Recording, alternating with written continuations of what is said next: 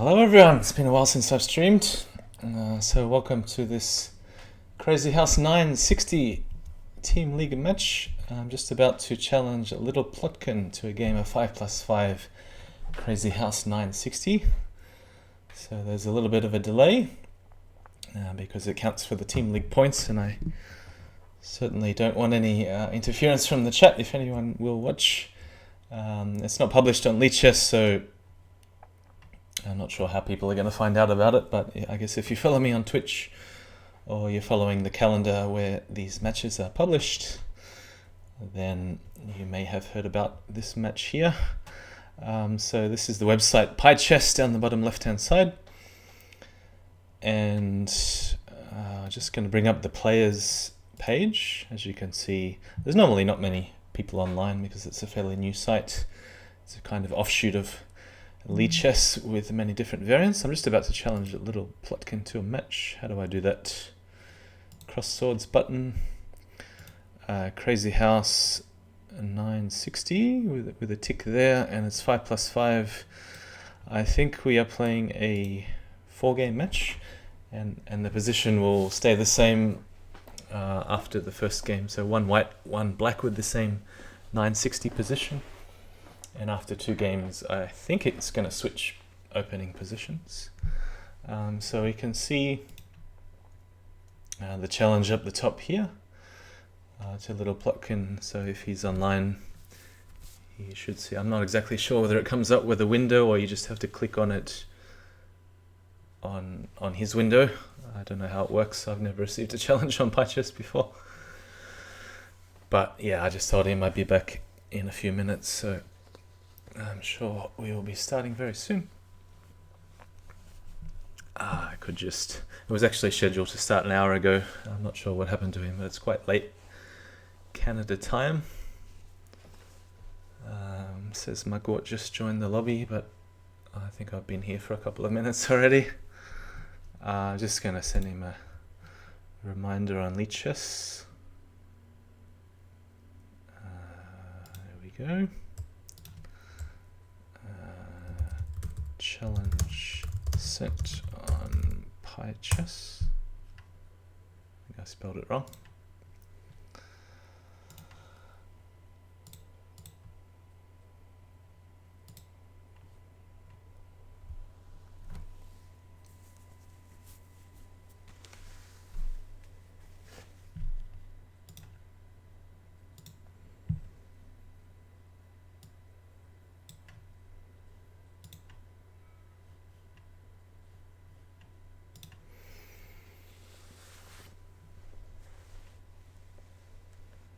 So I guess I shouldn't start a game. I shouldn't start a game now with the computer or somebody else, because he'll be looking to accept the challenge, and I suppose you can't have multiple games going on at the same time. So we'll just be waiting here. So what's been happening? It's been an exciting announcement in the Crazyhouse world with the upcoming 3+2 normal Crazyhouse World Championship about to start next month. There'll be a month of registrations. If you want to check out John Lee's latest video on Twitch, he may post it to YouTube as well, but he went through a lot of the rules and conditions and the format of the tournament. So sounds pretty exciting. I think we had something like 57 players joined already. Here we go. He's accepted the challenge. Now I'm just going to change before I forget to a better display. And so I'm just going to say 4 games, okay.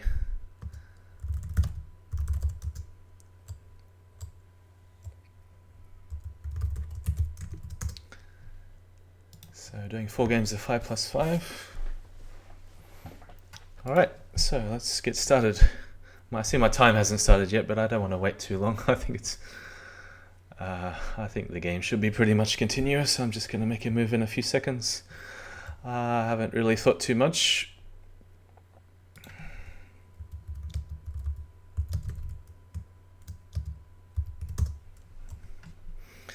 So maybe open up one of the bishops, either b3 or g3, g4 sometimes. played. I can imagine this knight jumping into something like h4, so I'm going to go g3. Maybe I should take the center with a d4, but I'll see how he responds. Maybe g6 in response. Yeah, I thought so. So I'm not sure whether I want to open this bishop yet, because he'll probably trade and then stick a bishop back on g7 and we'll have a bishop war. It'll be rather funny opening.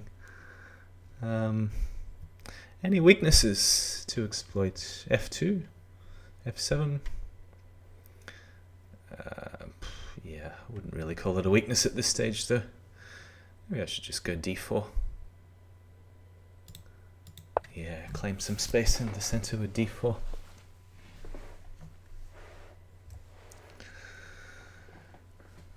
So, I wonder which piece will be traded first. Probably just go knight f3 with knight e3 without thinking too much and make him defend.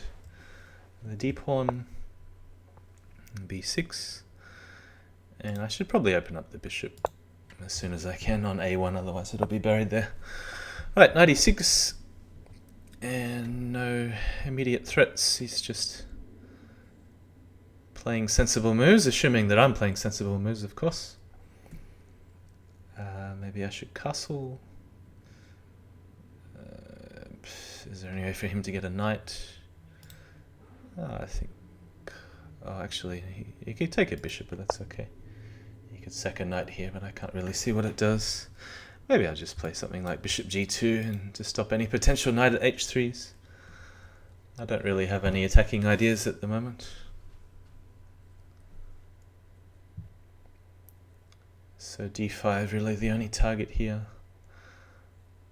Not really sure what the knight's doing on e3. Where is this one going? Bring the knight to e5. But then, yeah, I don't really want to allow knight at h3. So maybe put the bishop on g2 and then think of a plan what to do with the knight. I mean, maybe something like c4 at the right time, but it's a little bit early to start opening the center. c6, okay. Opening up the queen, but no real danger at the moment, so just going to stick with the plan and go bishop g2. Knight d6, alright.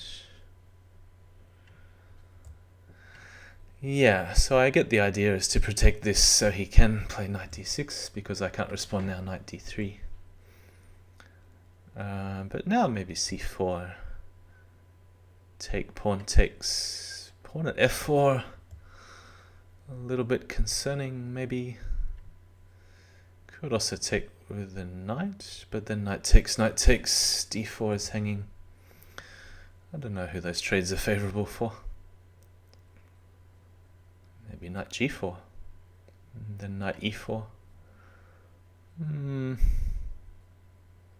Ah, he hasn't castled yet. Maybe he wants to go queenside. I don't know. I don't really know what's going on. Maybe I should just play c3. Because otherwise this knight's going to sit here on c1 for a long time. Yeah, so it's kind of stopping knight e4 for now. Maybe he wants to play bishop a6.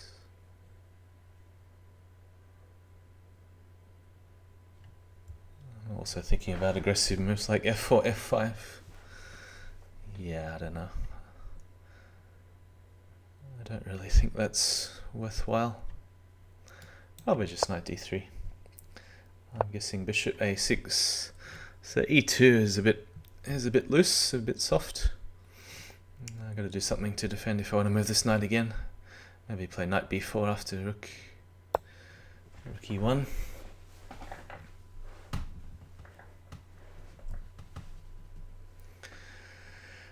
So, hey Jal, welcome. Oh, we have a few people here already, I see. So, a little bit down on the clock as expected. Plotkin's pretty good at sort of random positions.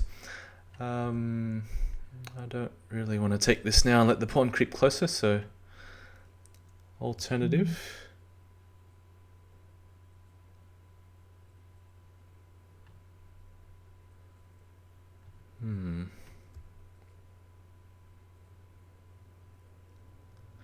Perhaps knight g4.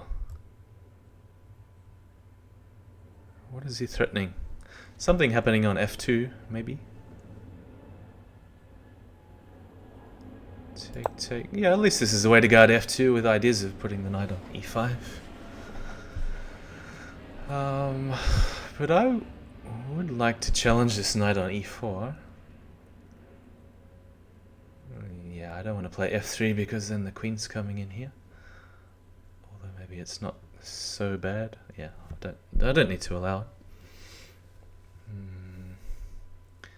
If bishop takes, probably e takes is okay. He could start pawn storming on the king side, perhaps.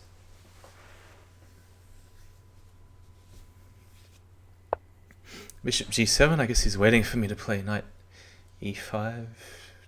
Take. Maybe he wants to sack on f2.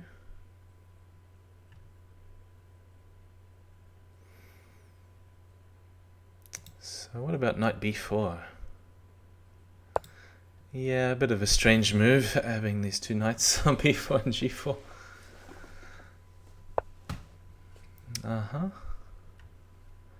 Could take here twice, but then there's some f5 or bishop f5.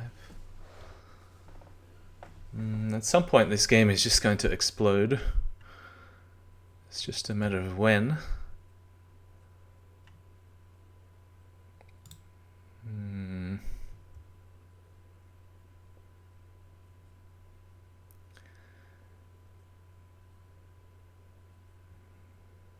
Yeah, I'm kind of tempted to take this. I'm listening squares around the king side too much. Maybe I'll come back and see what he does, see if he wants to repeat the moves.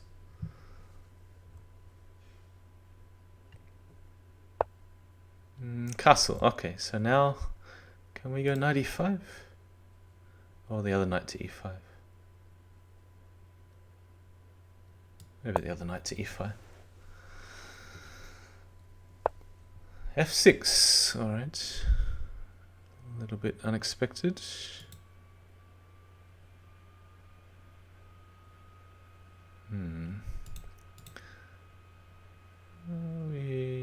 We'll come back to f3. Start moving a bit faster. Knight 6 g5.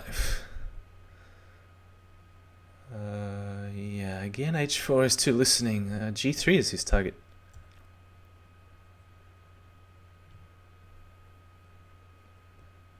Yeah. He's outmaneuvering me with his knights.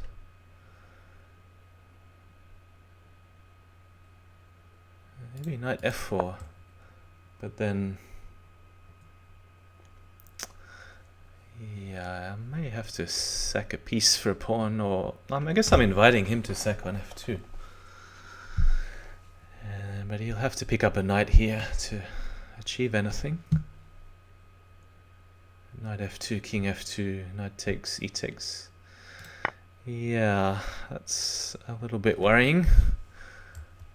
I mean, if I'm getting mated, I'm getting mated. I can't really do anything about it right now. Probably just avoid the trades in king f1. What am I missing? Knight takes f3. Ugh.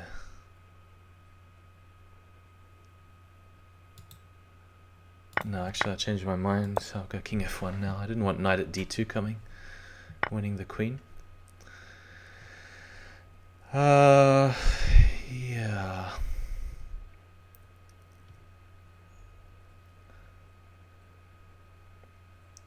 Knight at e3.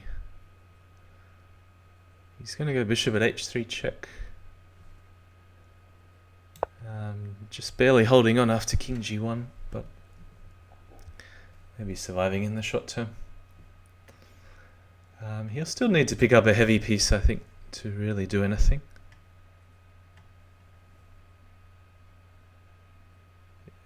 Pawn at g2, probably just king g1. And he needs a knight to put on h3. Yeah, this queen is such a useless defender.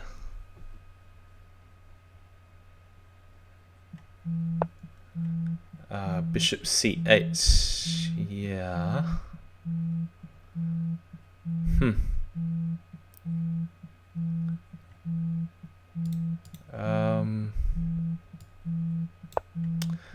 King g1. That's not a good move. But I'm really struggling for an idea. How to defend?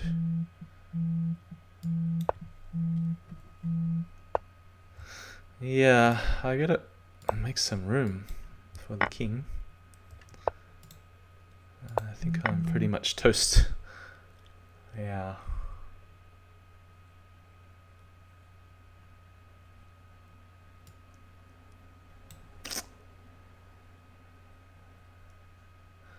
Yeah, nice game from Plotkin. I'll resign this one. Too many holes. Okay, what went wrong there? He had this knight 6 g5 move, and then I seem to have a lot of holes suddenly around the king. Yeah, perhaps I should have been playing for f3 to challenge his knight instead of... Yeah, maybe I just made too many fancy knight moves, which weren't doing much. Okay, so he's going for space in the center. Let's... I'm gonna go g6 again. I really do want to open up this bishop early. This bishop did nothing in the last game. The bishop on... Well, my bishop on a1 when I was white.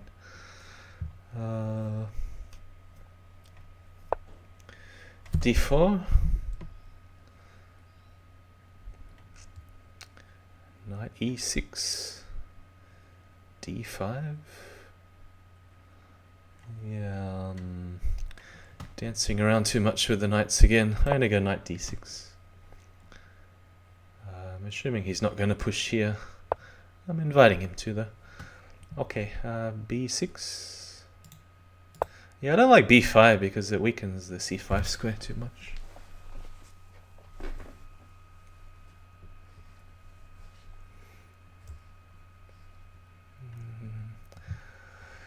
Let me just leave the king in the center this game, like Plotkin did in the last game. I mean, I don't think castling early is a bad thing, but yeah, I really got to watch out for these loose squares on the king side.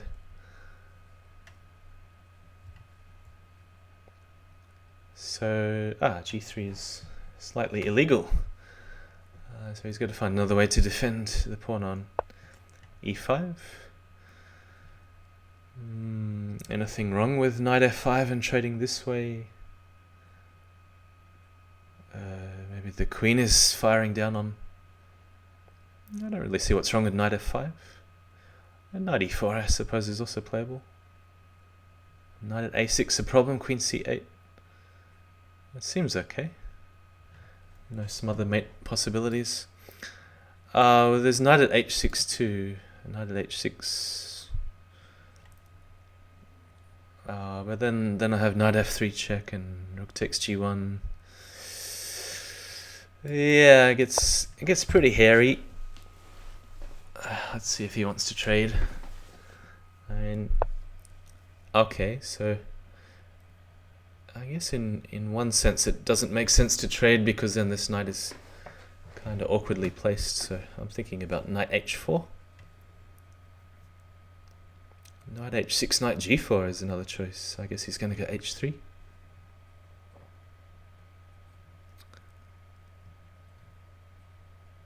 Knight e6, d5, knight c5. Very strange looking position. I guess I could also go bishop takes e5 in response to d5. Knight e6. Seems okay. Yeah, it's rather odd this bishop on h1 because I don't see it getting out into play anytime soon.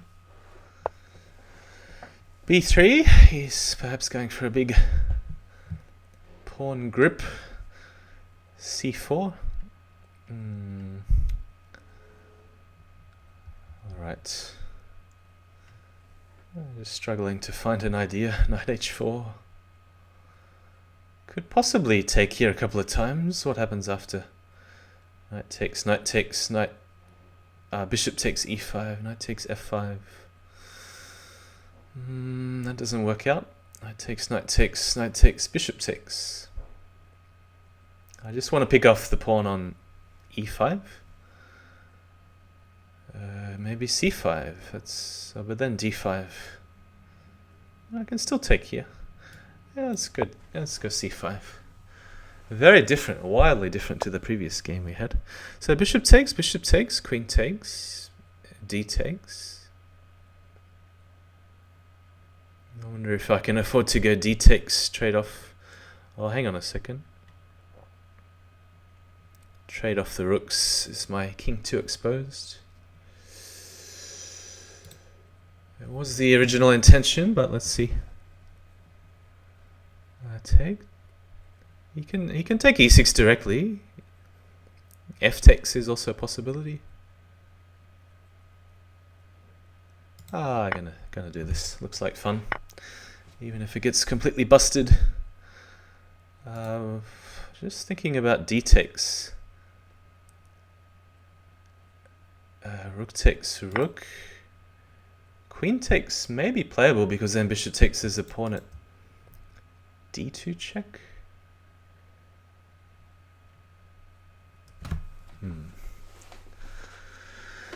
Let's see which way he wants to trade. If he doesn't trade, then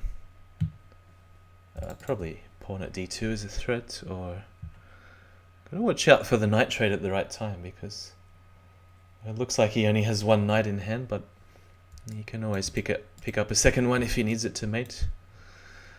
It's good how the king has a little bit of room to the right. I think it's also good that I didn't castle, because then knight takes f5 might be an even bigger problem. So intending to meet rook takes d8 with queen takes.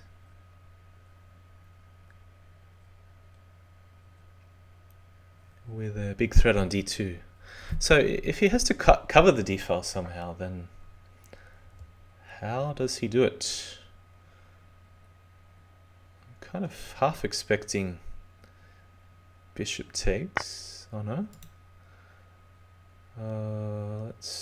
Can we do this without thinking, or what have I missed?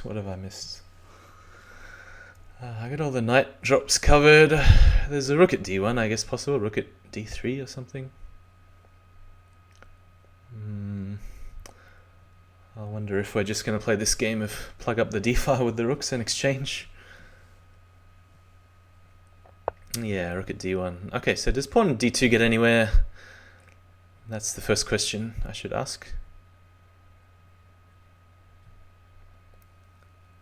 If take, king takes, I got two rooks and a pawn.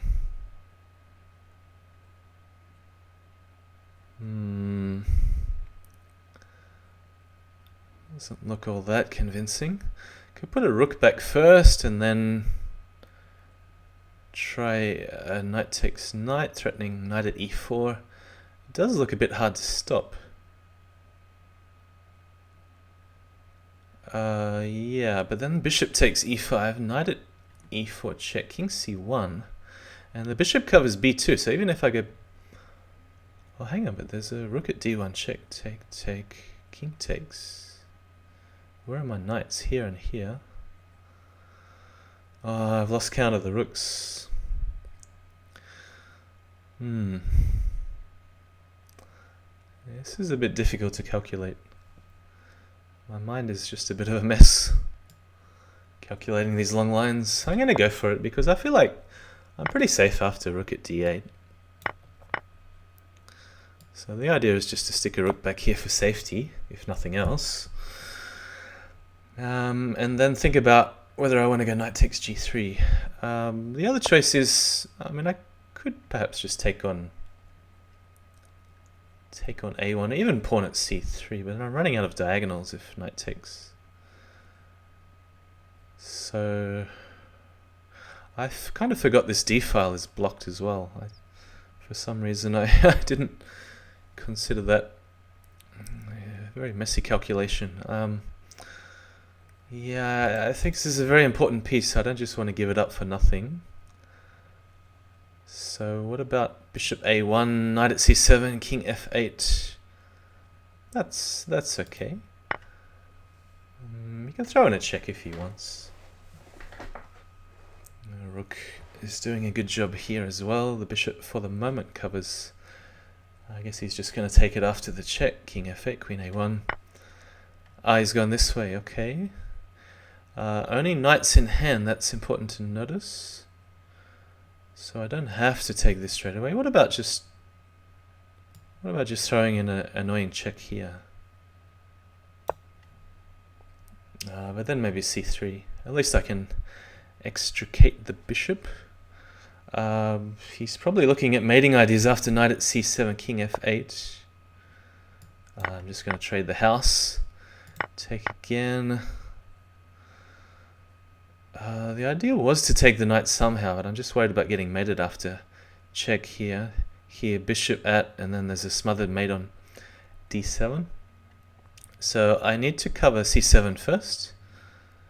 So I'm going to do that via knight at b5 to keep the diagonal here open.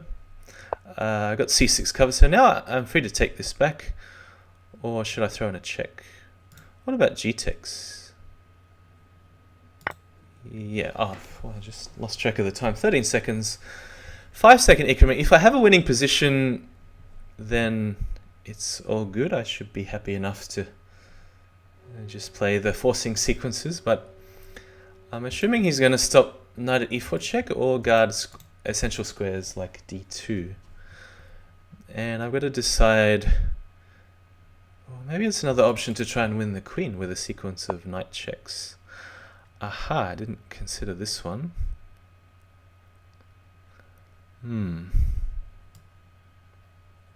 Alright, let's go check. And I can't castle, I got no bishop. I really need a bishop for h6.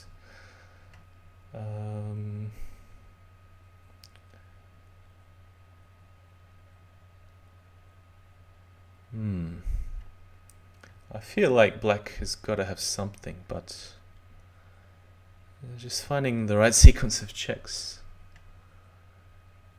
That's the tricky thing. Wow. Totally random move. Unexpected again. Yeah.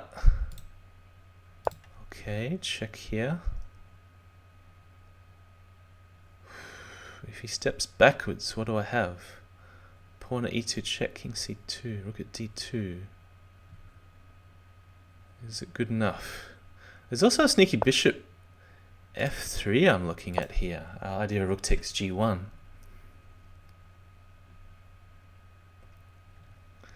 Hey Chuck, it's thanks for the raid. It's a bit of a stressful moment.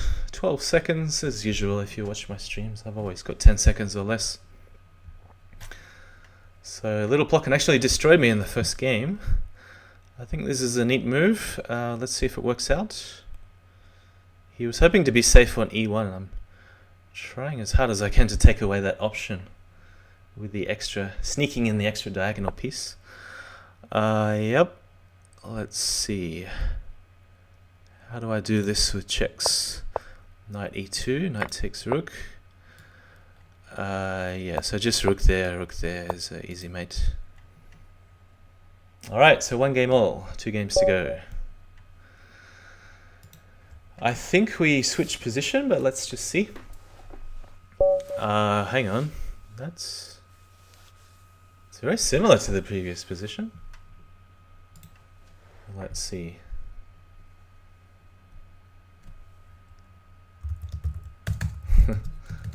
Let's see if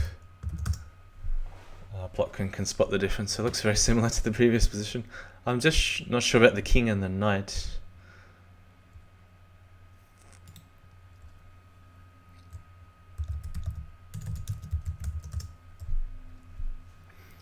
Maybe just the king and the knight got switched around.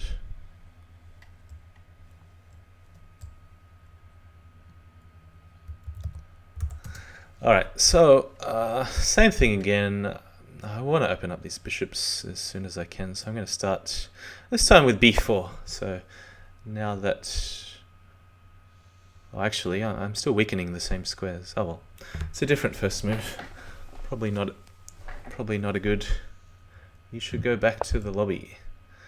I have a feeling still this is the same position, but maybe someone who's got more awareness at the moment can verify that for sure. Knight d3 is one idea to try and clamp down on this square e5. I wonder if he's going to set up a pawn barrier like f6 e5 in case I put the other knight on f3. I just don't remember castling where the king was so close to the rook. I thought they were 2 steps apart, 2 squares apart.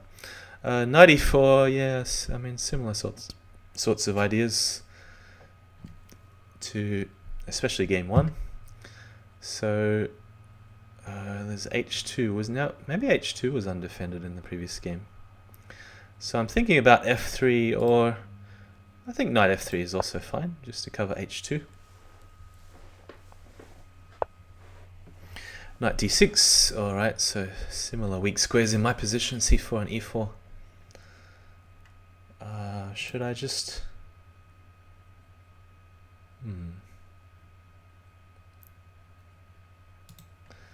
Let's see if I got anything better than knight e5.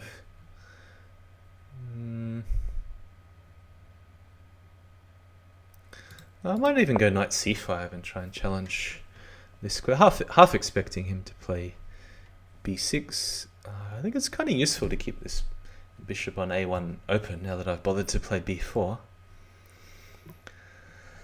So yeah, I mean I think it is a slightly different position because I don't remember this smothered mate possible on h2 in the first 2 games.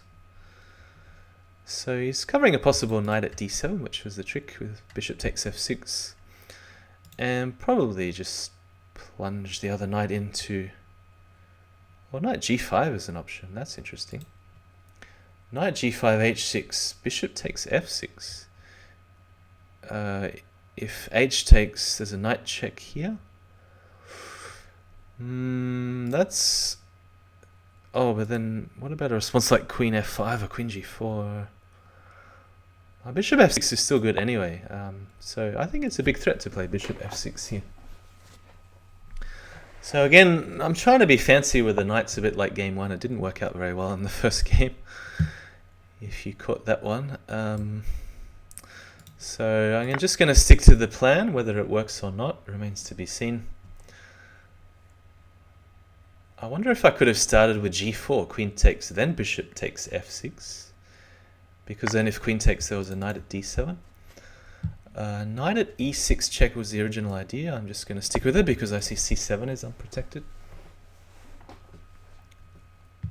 And possibly g4 if it helps to chase the queen to a worse square. Only if I want to chase it to a worse square, of course. Which knight? Do I want to open the rook? Do I want the knight to be on pre? Knight c takes, king e8, knight c7, king d7. I only have 2 pawns in hand. I can pick up the bishop, but then probably something like rook takes a knight. Could start with g4 because he doesn't have bishop at h3 check at the moment. It would be useful to open up the bishop on h1 anyway. So yeah, g4's... Oh, hang on. Maybe I should have taken here first. Yeah, it's a bit of a dumb move. Unfortunately, this game only one mistake and you're just lost. That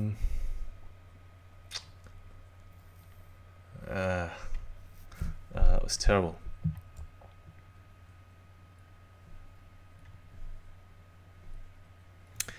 Yeah, it's just a 1-move blunder. I thought I was doing okay after knight c takes e6.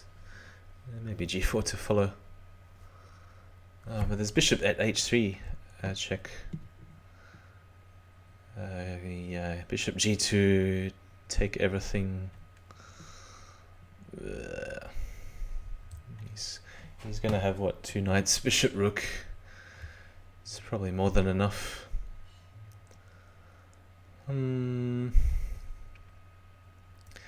It's probably just resignable.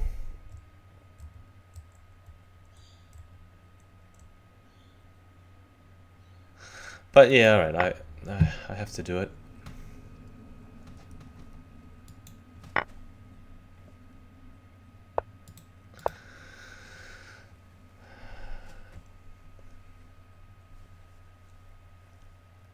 So, funny how all these games are going to black. Knight at f4, check the obvious move. King f3. He has a bishop at e4 check. I can't let him open the d file. Yeah, rook at g5. So I assume he's worked out a mate if king takes knight. Knight at f4, king h4. And knight takes f5, so rook at g3 to block, but then there's knight at f4 check. Anyway, what if king f3? He's got bishop at e4 again. King e3, knight takes f5. And if knight takes, pawn takes, yeah, it all ends the same. I mean, I have to do this, even if it loses. Knight at f4.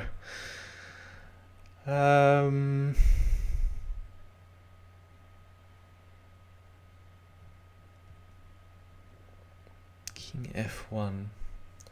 Rook takes. Unfortunately, the knight covers f2 as well.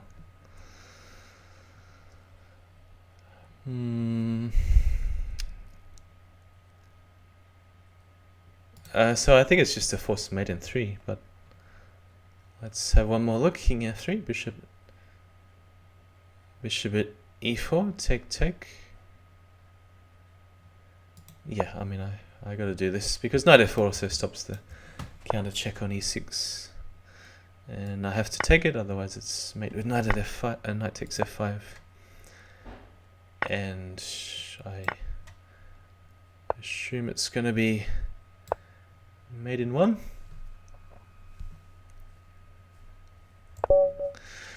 Yeah, so as I said before, knight c takes e6. It's a bit sad these games aren't closer because we're just making horrible blunders in every game and totally avoidable. I mean, I see good moves and good ideas. I just don't play them, and I rush into something else without even considering. So he's going directly for this knight g5, I suppose. Should I be fancy and go g5? But then maybe b4, bishop takes, queen takes. He's got bishop at h6 check coming.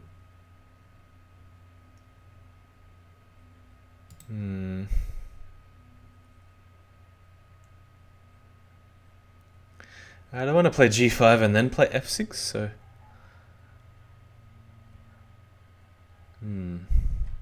actually not that easy to find a good first move. Maybe just g6 instead of g5. Yeah, I thought b3 was a good idea.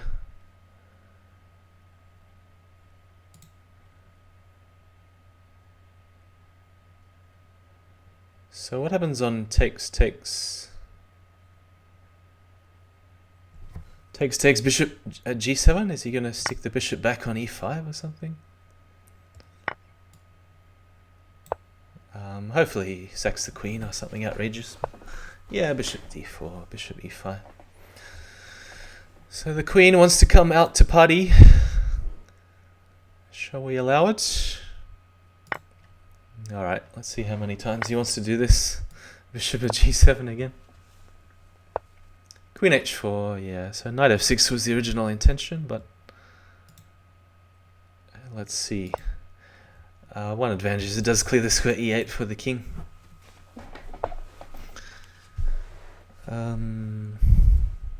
Any particular ideas? Shall we just go knight d6 in response?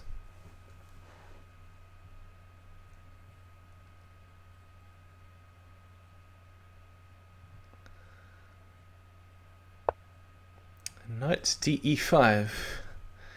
Any threats? So F7 is kind of a potential target, but I like the simple Knight F5. Maybe the queen's going to back off back to H3 or across to A4.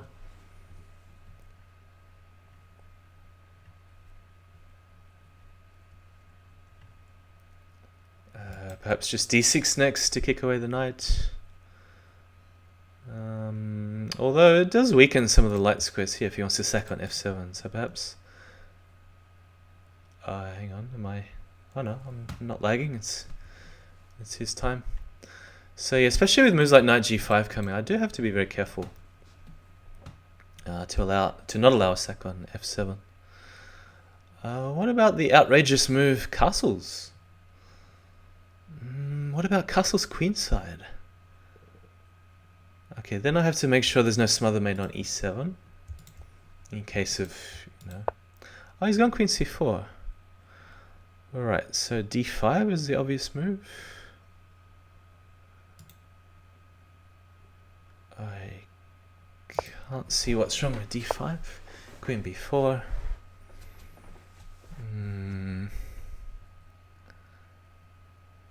Something says play C5, but and then think later. No, what about just castles here? I've got H6 well defended.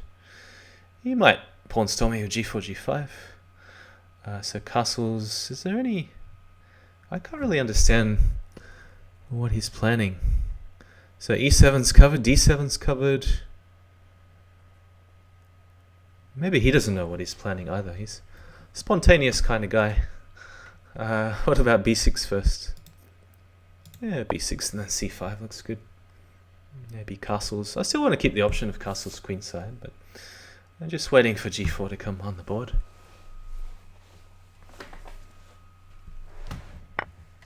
Knight takes F7. Alright. For some reason, I didn't see it in this particular position. So if C5, then knight takes rook.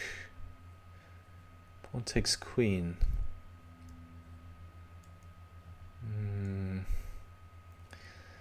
Yeah, something bad is going to happen. Like pawn at C7 and then knight E6 check. So I could also take back the knight on D8, but then something like pawn at E6. No. Well, the other move is to castle, but then bishop at E6. Okay, let's just look at taking. Take here, knight G5 check. That's so annoying, this knight G5 check.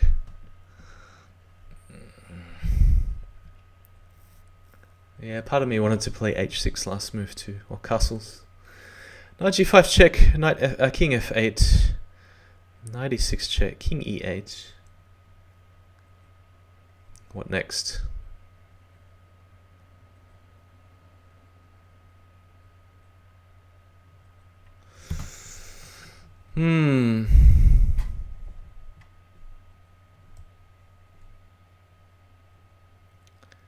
Yeah, I mean, I think I just have to allow it again, even if it's... Because no other moves work. I mean, C5 was the closest, but I didn't even consider knight E5. So just king F8. I just don't follow. I don't follow these moves. Bishop takes F5 and knight at D7? No? What does that do? I really want to push C5, so why can't I do it right now? Bishop takes G8. Queen takes E5. What is the threat? Bishop takes F5 and knight at E6 check. Okay, that's something.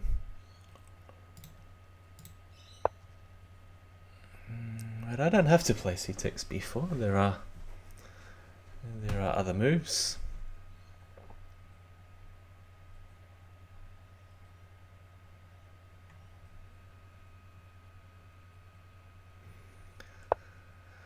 Queen F4, yes, good idea.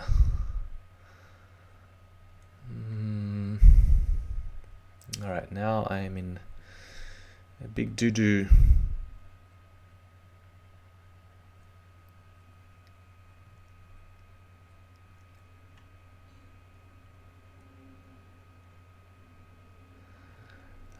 far too many weaknesses to cover. Knight h5. Queen sack, does it work? Pawn takes. Yeah, it actually does work. Which is gonna make my position all the more miserable. Yeah, maybe something like knight at d6. That just looks awful. It takes all my ideas away if queen takes e5.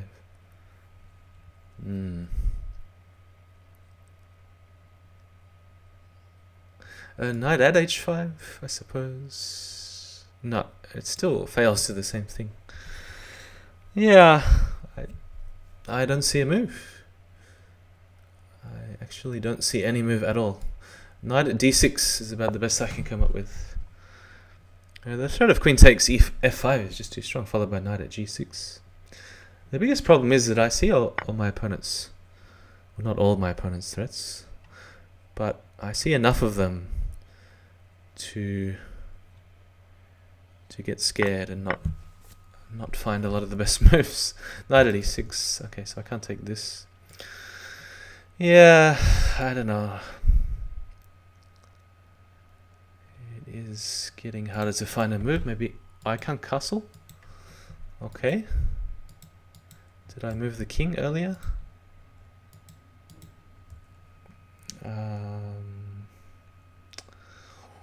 Alright. Can't castle. Have to cover e6. It's pretty much an impossible mission. Bishop at f7.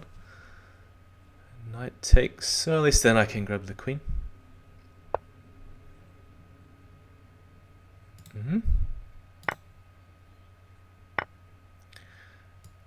Knight at g5. So he still needs a knight for... Ooh. What? This is outrageous.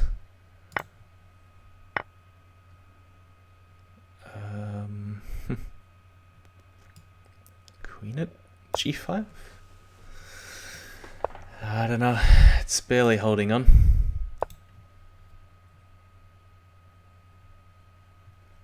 Knight at d7 is what I'm concerned about at the right time or the wrong time. So knight d7, take. To pick up the rook, he needs to move the bishop away from this diagonal. Otherwise, moves like knight de4 is what I'm looking at. But I can't move the queen away from g6.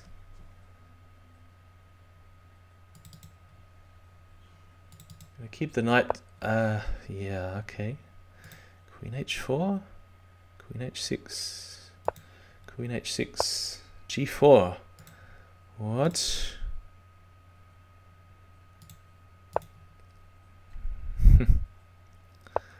Uh-oh.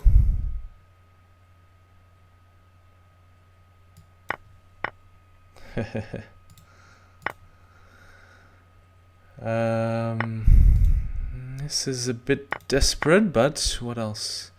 Knight at d4 check.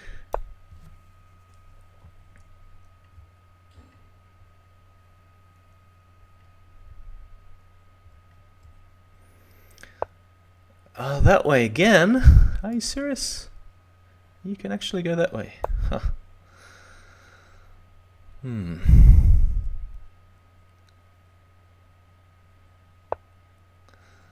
Alright, pick off a pawn with check.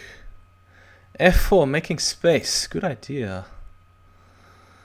Knight takes c2. I don't think is really the move. Knight takes bishop.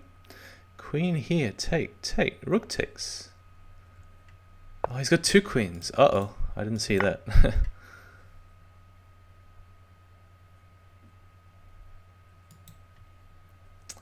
He might just have enough. Let's see.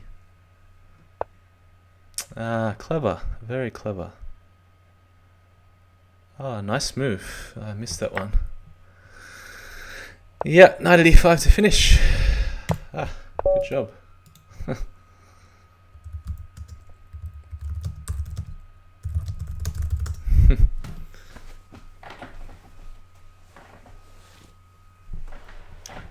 So yeah, just saying almost a comeback in the last game.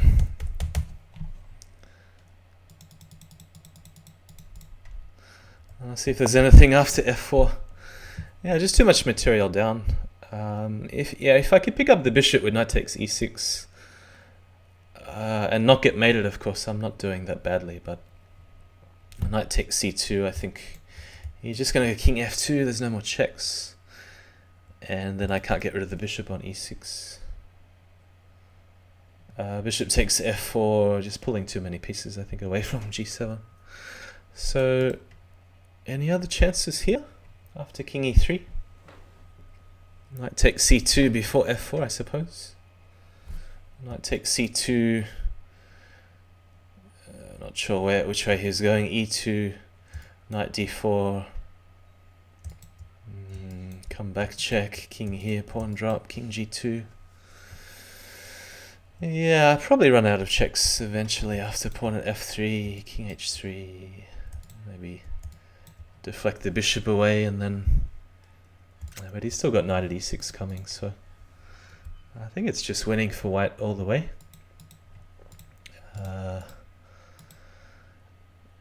And because of the multiple threats on d7 and g8, I think I had to go for the queen sack here, but obviously it didn't work.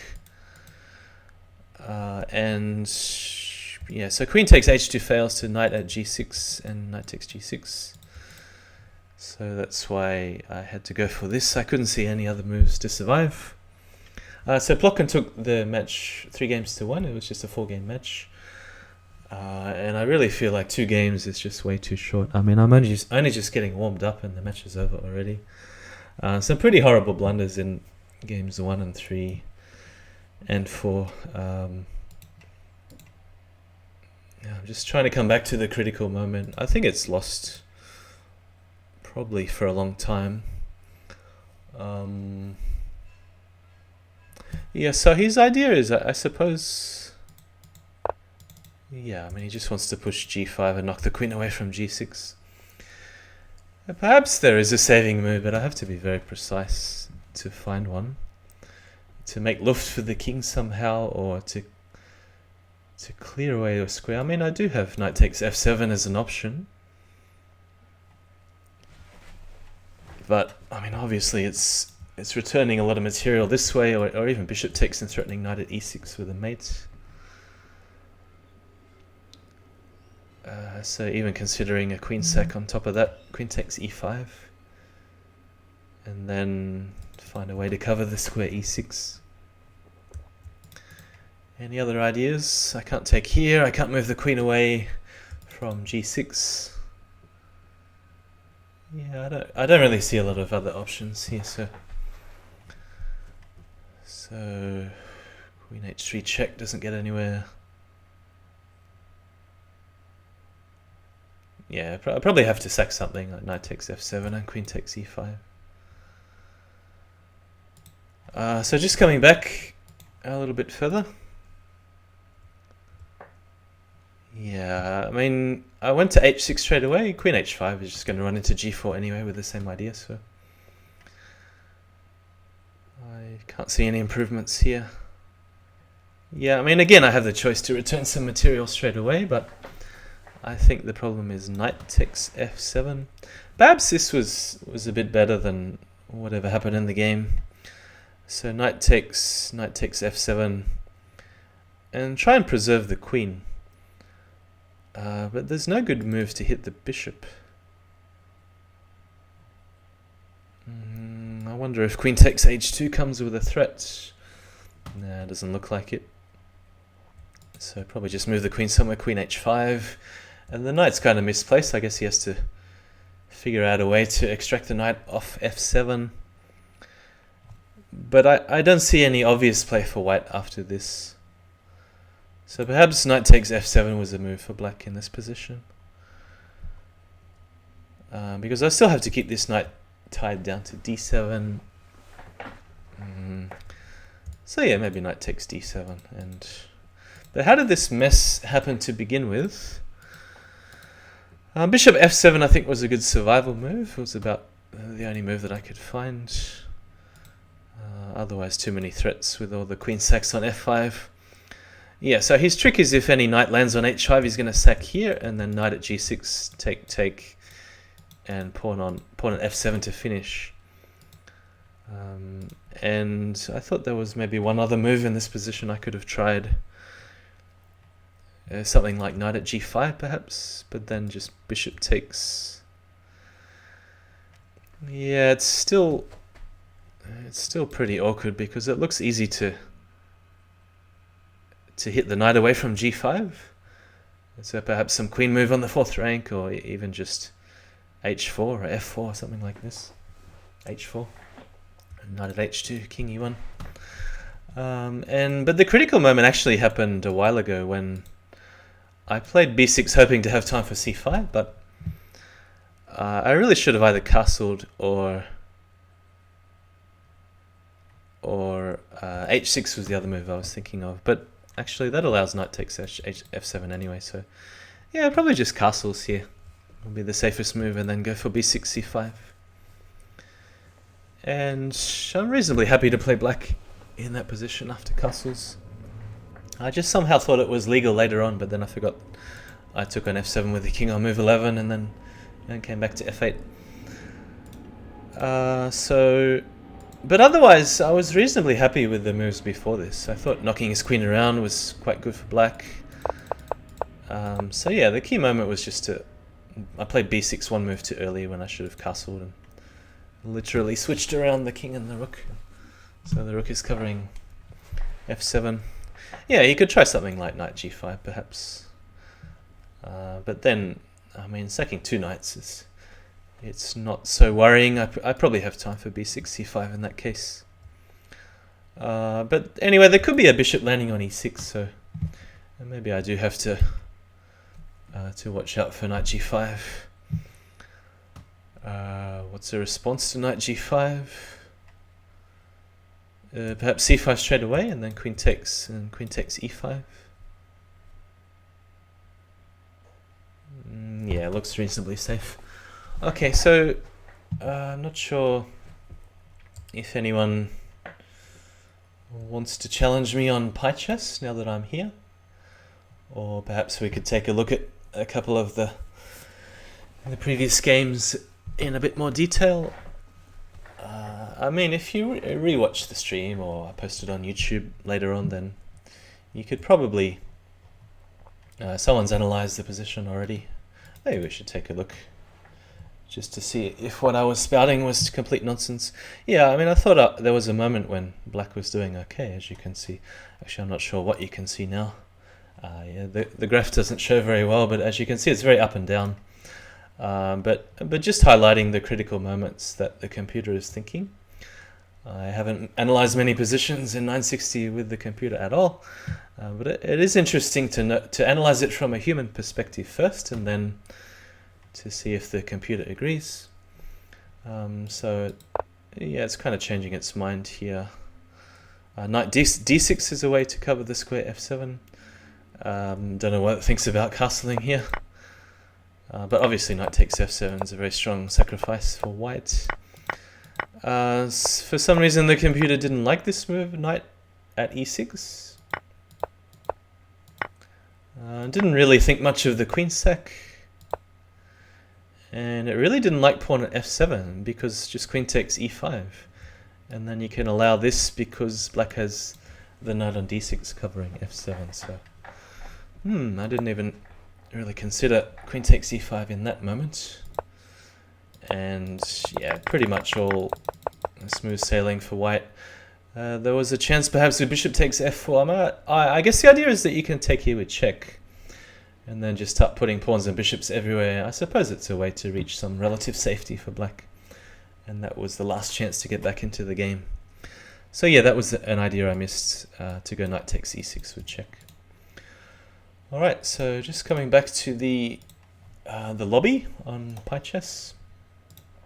And of course anyone's welcome to send me a challenge, or maybe just take a quick look at the first couple of games. And I just wanted to point out where the critical points were. So just rewinding. I mean, I think it's pretty obvious in game 3. It was a horrendous blunder with g4 was just a bit too early. I mean, I think it's a good idea in general to open the bishop with tempo with a trick of queen takes knight takes e6 check. It's just the problem is it runs into rook takes g5, and there's so many trades that favor black after g takes f5. So if I take on e6 first, knight takes e6 check, king e8, this was the original idea. I could perhaps take on c7 first, or now throw in g4, that the knight is protected. There's lots of moves possible with or without g4. There's knight takes d8, there's knight takes c7 check, and picking up the bishop here. So obviously this is a critical moment. I thought the opening was quite interesting, going for this knight g5 and knight c5 and trying to get a third knight with the bishop exchanging on f6. It's a very direct aggressive play for white, and maybe a bit too aggressive because it backfired, but yeah, it would have been interesting to see the game go a bit longer if I played the moves in the right order. But other than that, there's not a lot to say about game number 3. So yeah, I mean, we're both sort of playing for typical ideas of putting the knights on the best squares and opening the bishops early. Yeah, I noticed Plotkin in games 3 and 4. He did wait quite a long time before opening the bishops, and maybe it's a strategy to think about in future matches, because it's not always such a good idea to play on the wings early on. Perhaps it's better to take over some central squares. So game number 3, just going. That was game number 3, just coming backwards in reverse. Where is game number 2? Here we go. So that was the final position. Just skipping through the game. So this is game number 2. Yeah. So the king and the knight were reversed on e8 and f8. That was the only difference that I could see. So knight f5, and the hope was that he would trade here, opening up the g file, and then I have tricks to play knight at f3 check. And yeah, I mean, if he blocks that with g3, even ideas to put the knight in on h3. So he went knight c to e2 and knight e6, so he's covering the d4 point, which is a bit sensitive. c5, d5, and now I was anticipating this big sequence of trades where I'm starting with sacking a knight for 2 pawns, and obviously in the game it worked out okay, but white is the one that has to make some improvements, and there's a lot of different ways that white could start trading the pieces. I thought he might even try to find a way to block up without a trade, maybe something like knight at d3, maybe too passive, so he trades here, and rook at d1, and it's a bit of a speculative sacrifice with queen takes d2. Yeah, I'm still not really sure if it works or not. The original idea was to replace the rook here and then to try to use this rook in both defense and attack. I guess the only way it can really work in attack at the moment is if I put a knight on e4 with check, so that's why the idea was knight takes g3. The problem, however, is that after bishop takes e5, knight, let's say at e4 check, I thought he could go back to c1, but now I realize there's a knight takes e2 check. Actually, this might work out well for black. So maybe bishop takes e5 is not playable after all. Yeah, in king e1 there's a pawn drop on d2 check, and then a rook drop on e1 or c1. So actually I'm thinking here maybe knight takes g3 was playable after all. And perhaps knight takes g3 in response, and then I have to work out if I'm getting mated after bishop takes a1, knight at c7 check. But I decided to play it a bit safe and take here first. I was expecting queen takes a1 in response, and then yeah, I'm not sure whether I can go knight takes g3 and allow knight at c7 check. king here, he would only have a queen in hand. So there's no smother mate until he takes back here, but then the knight here does cover the e4 square in case of knight at e4. But I do have a bishop, so that is quite useful on squares like h6 for defense. So, and maybe even f4 to pick up the knight here if in some lines. So these were pretty much the key moments of the game, and I think I'm not really sure whether he had any chances after this, after I trade lots of pieces. Knight at b4, take back the knight.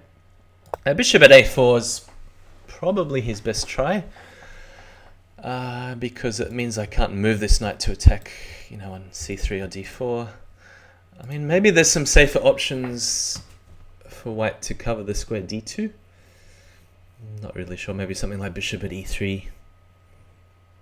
No, but I was hoping to find some sequence of checks where I end up with a fork on the king and queen. If the bishop is here, I suppose the king can step back to e1. It's probably going to go knight at c3 anyway. Maybe there's some sneaky rook at e2 check and deflecting the king up.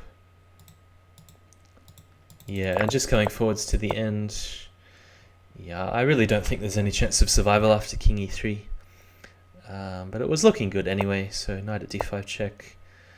Knight f4, and the main idea is to release the bishop for f3.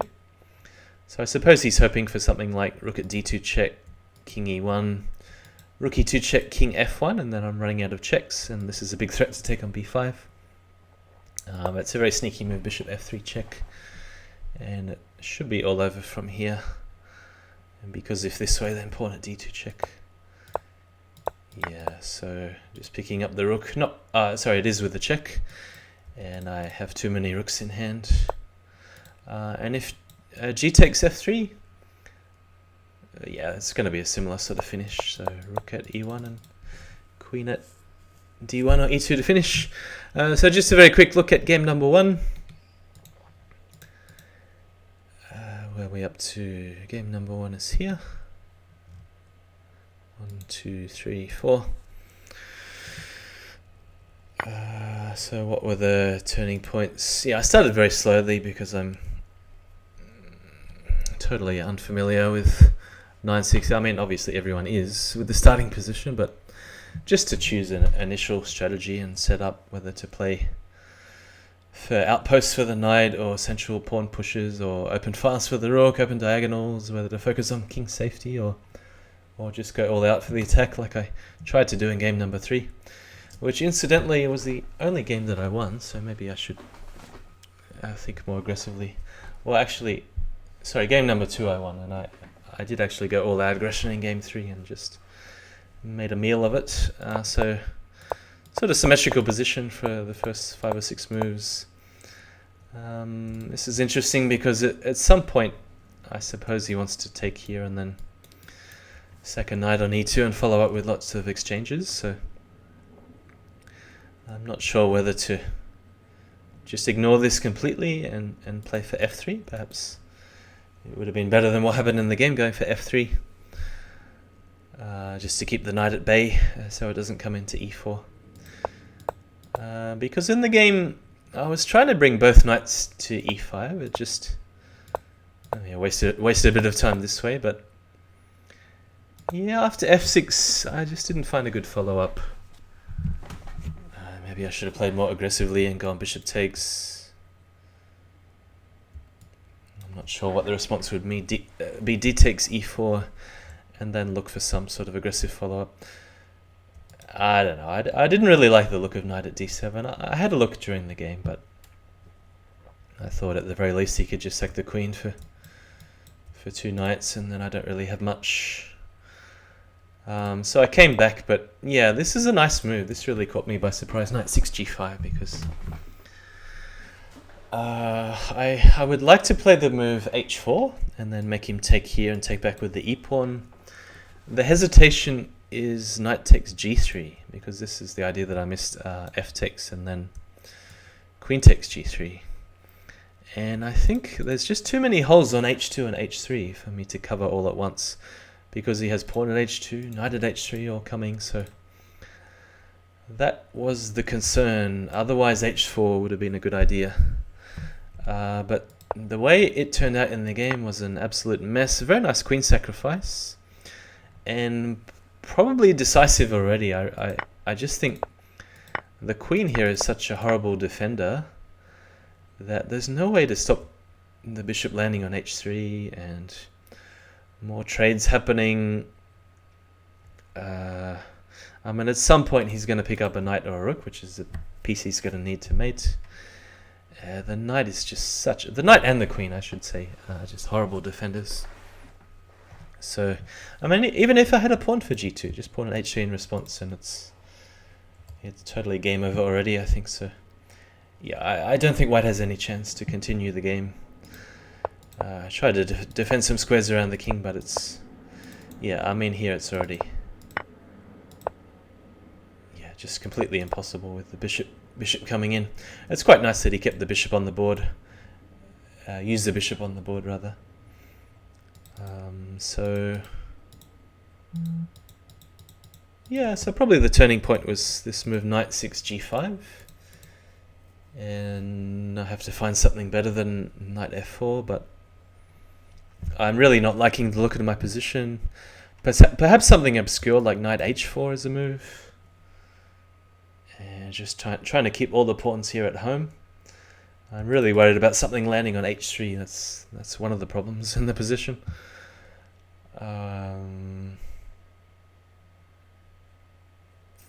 Yeah, but obviously trading here and f takes, there's just more pressure on f2, which is one of his main targets. So yeah, perhaps I should have followed suit and played queen c1. Sorry, I mean, I was thinking of another game where he played the move queen c8 with black, game number 3. But yeah, queen c1 is another idea, just to potentially threaten some counter sacrifice on g5 at the right time.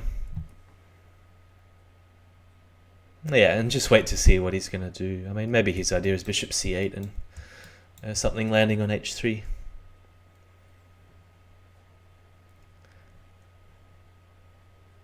But yeah, it's very hard to stop something landing on h3 permanently. So nice games from Plotkin. Very convincing game 1 and game 4. And yeah, I thought if I did the move order properly in game 3, I would have had a decent chance to continue the game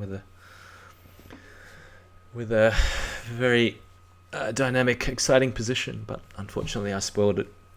So hopefully I'll do better in the next 2 matches coming up. They will be on Friday. We'll be taking on Fumitox, quickly followed by Zixon. And the times there, I'll just go back to the calendar, which is the Crazyhouse Team League page, and I'm not sure if it's okay to post it on the stream. Maybe I'll just post it in the YouTube video instead. Oh, here it is anyway, if it works. So just going back to the browser display, and we can see here that this is the calendar tab in the Google document. So it shows all the past matches in date order, and also the time here in UC2. So I'll enter the score 1-3 in favor of littleplotkin, and the matches coming up will be on the 21st, which is this Friday at 7:30 UTC in the morning. So that's, what is it, 8:30 Central European time, or what is it, littleplotkin time, very early. I'm not sure which time zone Fumitox is in. But yeah, US, Canada, obviously it's very early, like 3:30 in the morning. And Zixon shortly after this at 9 in the morning on Friday UTC. And I still have yet to hear back from JK the Bullfrog. J Killer, he hasn't played any matches yet in the 960 League. The other player is Jasugi. I'm not sure what's happened to his account on Lichess or how to contact him, but if anyone knows, please just drop me a message on Lichess. I'm not sure what's happening with him at this stage in his life situation. So maybe just totally busy with other things at the moment. So Giles saying he's yet to win one game. Can't be the league. Why can't the lead be Kappa House? Yeah, well, I'm not sure whether we get the numbers for Kappa House or S House at the moment. I'd love to play just for fun. Not that I'm particularly good at either variance, but probably better at S House than anything else, apart from normal Crazyhouse. So let's just jump around and see the other matches, or the other results. Actually, you can see them all here, but to see the team standings, the team names here, as you can see at the top, just named after the board 1 in the team. So it's a 5-board team league. And just coming down, you can see here a summary of all the past matches with board 1. Actually, how is it displayed? There's this team Mugwort here that I'm hovering over with the mouse. So the numbers mean that our team has played 58%, and we've won. We've won 58% of the matches played so far, and we have played. It says up here, yeah. So we've played 40% of the matches. I've still got a few to go, and you can see the individual breakdown here. So my team, Cole Wem, he's one of the developers. What is he? Is he a PyChess or a Slack developer? He keeps one of the leagues running, I've heard.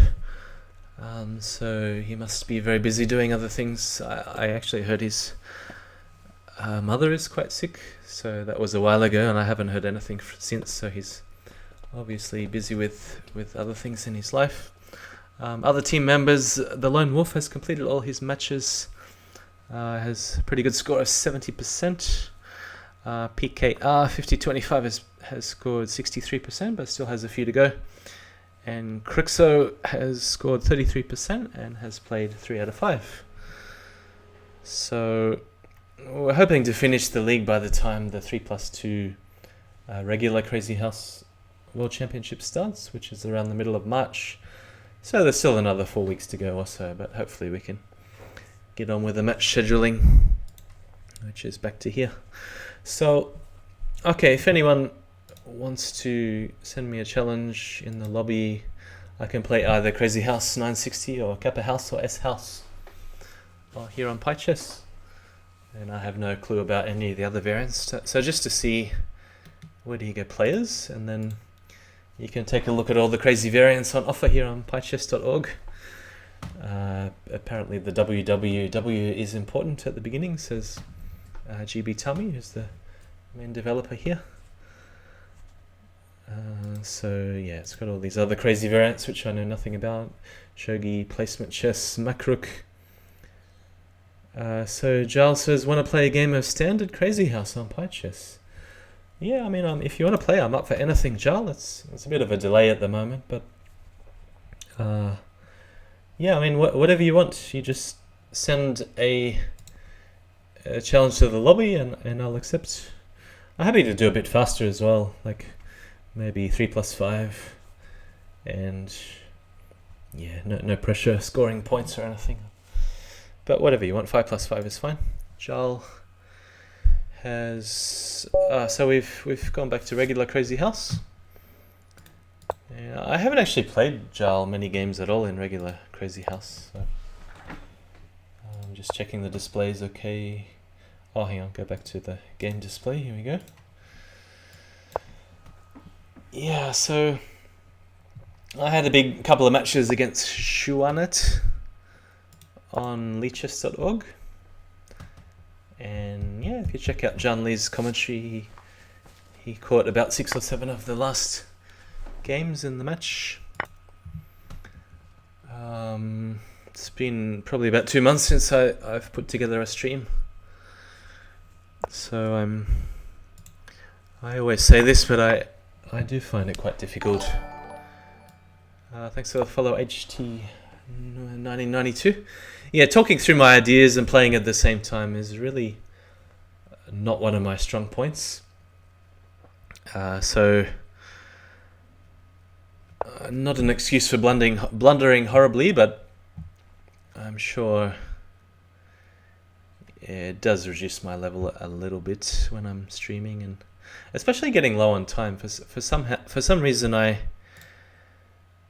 still keep talking when I'm low on time, where I should be just moving.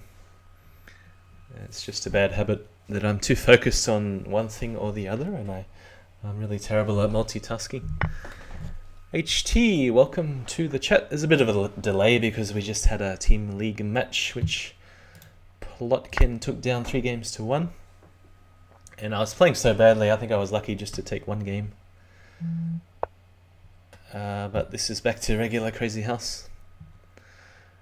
So yeah, typically I'd sack on F7 without thinking, but now I'll think for 5 seconds and do it. So, and obviously there's nowhere to put the pawn that's any use right now, but the idea is to play bishop c4 and just to build up a kind of diagonal pressure here on obvious threats of pawn at f5.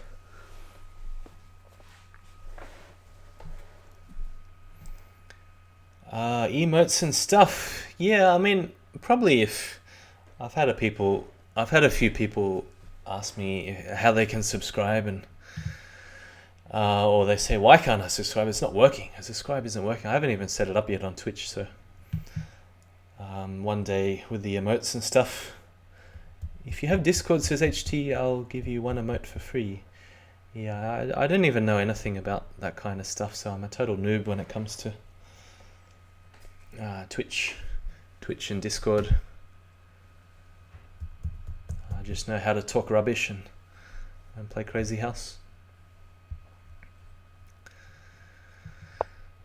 So we have a dice image on the top right hand side of the screen to indicate the randomness of 960. We'll just drop back. And this is what OKZH calls an experimental league. I think we're up to what, he calls it 7.960. Before we get back to regular Crazyhouse Season 8.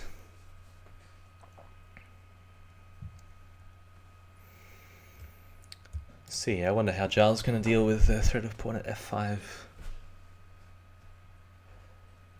I mean, if something like knight at h4, I don't mind just castling here. Queen g4 is another idea. If you have Discord, yeah. So HT is just saying contact him on Discord. One day I'll get back to Discord, but I just found it was just following all the chats in all the channels. It just takes up so much time, and you know. Actually, I can play pawn at f5 here. I wonder what his idea is. Knight at h4, queen g4. I think it's okay to play pawn at f5. It's probably safer to just castle first. We will get you there, don't worry. Chess community is very strong on Twitch and Discord. Yeah, I'm a sort of person that does things through doing or being shown an example of how to do something. I'm not very good at reading lists of rules or conditions or legal matters and stuff like this. I just couldn't be bothered, so I just learn by doing. And it just takes me hours if I have to figure out how to do things myself. Actually, it was I am Andres Toth from Canberra who first gave me the idea of streaming, but he said, "Oh, it takes so many hours to set up everything." And I didn't find it took too long to set up just a basic, chessboard on Lichess. Right, so some ideas of queen takes h5 to worry about if he can deflect the queen. So probably safe to just go rook e1 for now and deal with that later. Yeah, probably just rook e1. I don't see any real danger at the moment. Ideas, says Jar with a... What do you call that? Does that have a name, that emote that he's using? I'll hover over it. Wood face? Is it called what face or wood face? Yeah, I don't know about the Twitch language either, so you have to correct my pronunciation. So what's he going? King d8. Yeah, well, what do we say about King d8? Seems to invite a d5 push, doesn't it? Any other good ideas?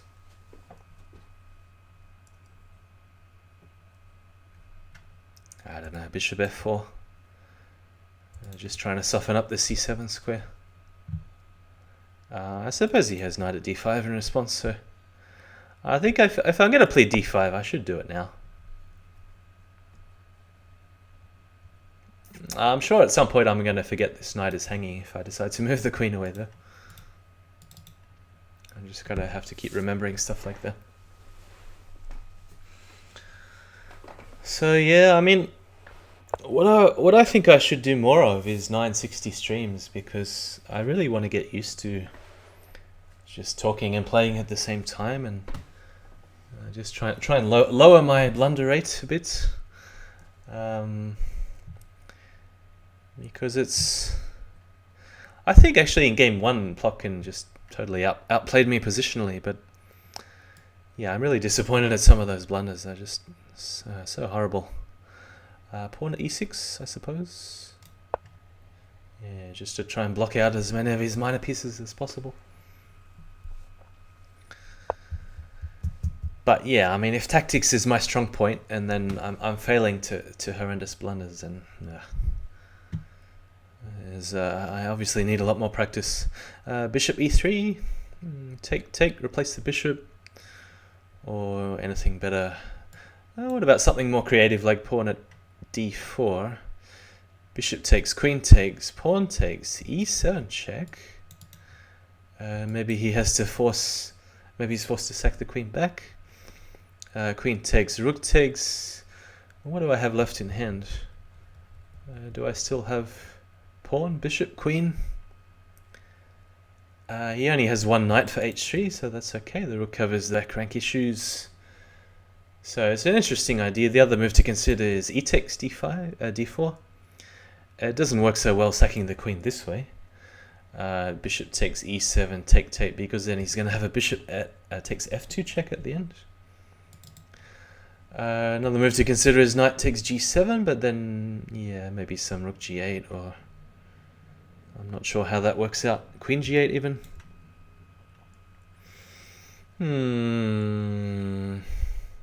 Yeah, I'm not a big fan of knight takes g7. And is bishop f2 actually a threat? I got g4 covered, e4 covered. Yeah, perhaps I should be thinking about playing queen g4 here. I don't know, so many ideas. So little time. Pawn at d4. Let's go back to this e takes. Of course, I don't have to sack the queen straight away, if I can think of a better idea. Yeah, I want to try and get something working with e7 check, but bishop takes does seem to cover everything.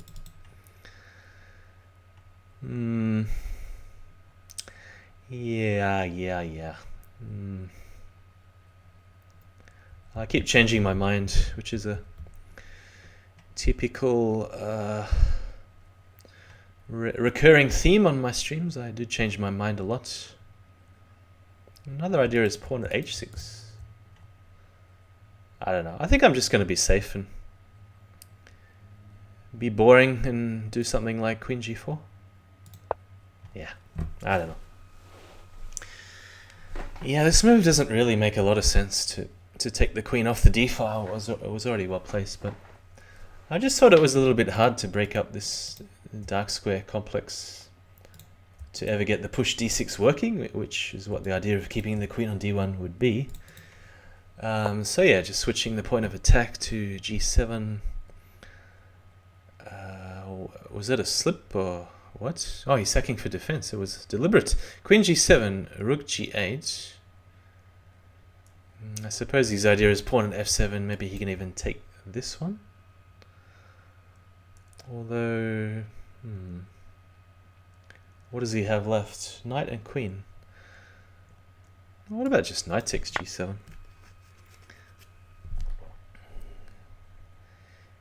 Yeah, mean, I can leave this pawn on e6 as long as I like. There's no need to move it. There's no need to allow him to develop his knight on b8. So just step away with the queen, maybe queen h4.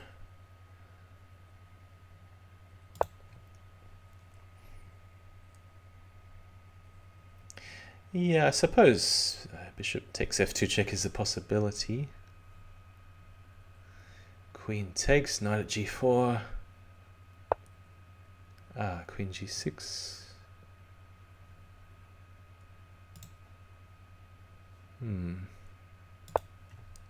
King f1, bit of a funny move. Yeah, time. Okay, he's going to pick up the knight. I probably should take back here. That's a good move, queen g6. Yeah, so now I'll give him what he wants and then defend. So where's my biggest weakness? Maybe g2? I should perhaps put something to cover g2. Bishop at h3 or bishop at e4? Nah, I'll take a risk.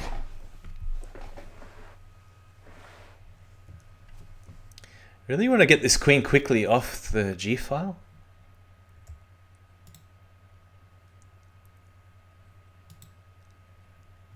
I'm not sure whether it's worth giving up 2 rooks, but let's see.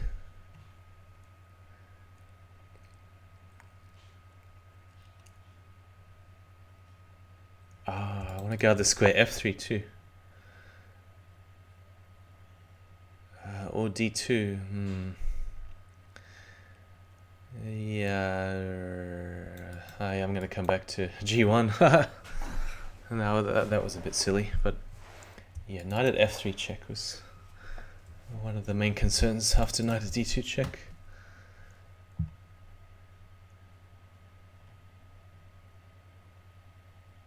I mean, probably I should have just gone for pawn at f7 and allowed the checks. Yeah, so like this.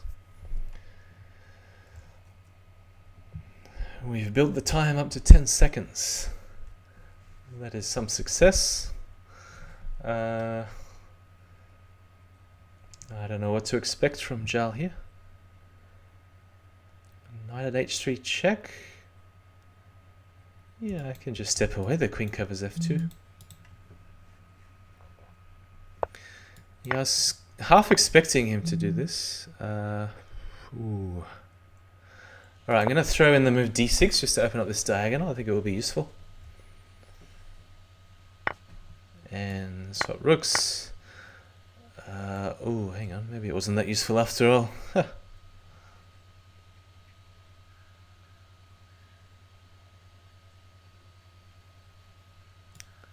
Pawn at f7, but is he safe on c7? Now, I gotta watch the counterattack. The counterattack could be quite sudden. Yeah, I don't have bishop at b8 check. Bishop at d8, I could try. Perhaps throw in a queen e4 check just to stop bishop takes queen. Any other moves with the queen to avoid any counterattack? 10 seconds. Alright, let's go nuts. Let's go for everything. Sack the queen. Knight at c3 check. Do we have enough? Yeah, I think we do have enough. I think it's actually made in 2. King c4. Yeah, well in this case rook e4. So if he steps back here, there's a pawn at d5. He steps here, pawn at b3, king b4, and a3. So queen e4 seems to be the winning move. And I did not see that at first. Let's go for a Dutch. Yeah, so just an intuitive move to open up the diagonal, hoping something would come about a bit later. And let's change the stream title. I can do this by myself. I don't need any help. Crazyhouse Team League. Jarl spells his name with capitals, doesn't he? Yeah, so Crazyhouse on pychess.org update. There we go. Alright, so knight f3, knight f6.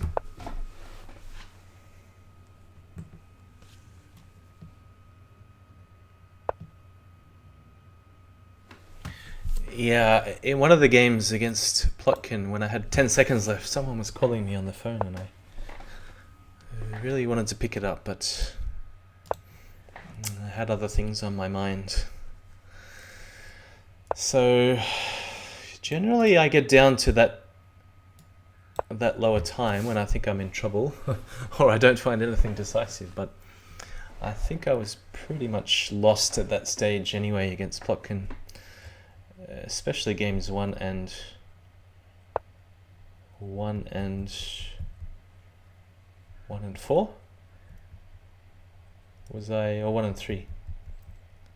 Yeah, game 4 I was that the one I had chances to come back at the end? Do we trade here? I have really no idea whether I should trade. What's Pychess, says HT. This is Pychess, where we are.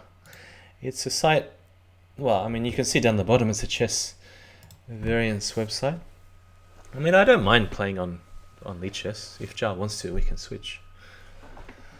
It's just that I was already here for the match where we had a 960, so there's no a Crazyhouse 960 on lead chess.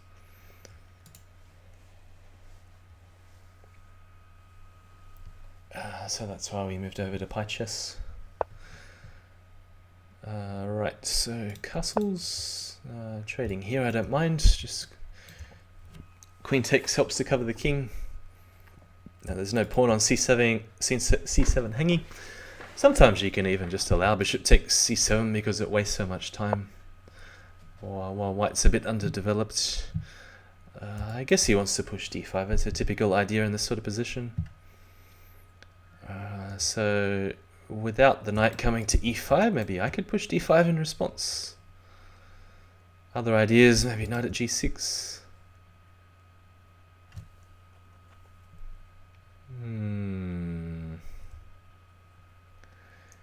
The thing I don't like about knight at g6 is bishop takes, queen takes, and then knight at h5. Queen h4, bishop g3. It just feels a little bit suspicious. d5, bishop back.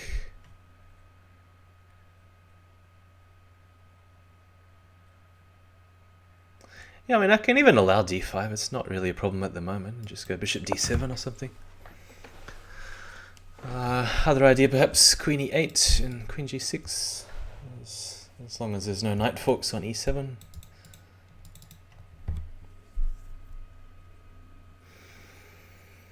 d5 never occurred to me. Oh, he means pushing on the white side. It is a typical idea. It sometimes works better if black hasn't played d6, or it even works very early in the game, as the finisher and Katask I'm sure would know. So queen e8, typical idea just to break the pin. Yeah, and knight at g6. I could leave that till later, perhaps. So now d5. Now d5. Bishop takes. Rook takes. Yeah, that would work out okay. Other ideas? I mean, I already have this square defended, so I mean, it is just a little bit sensitive still, so that the e6 square. Knight at e4 I think is a good idea. Even moves like king h8 would be useful.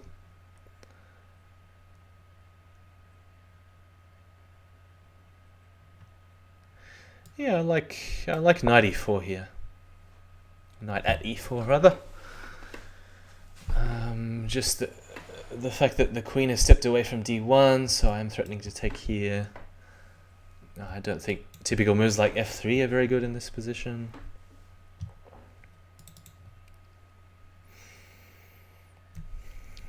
I wonder if Giles thinking about castling along. Oh, what a move. Rook takes would be what I would normally do, but let's just see. Any knight drops that I missed? I don't think so. Maybe he wants to take here and then knight at g4. So what would I have? Knight, bishop, can pick up, sack a rook, pick up another bishop. Knight takes d4 is coming, but then on the other hand he would have a lot of stuff. It's interesting.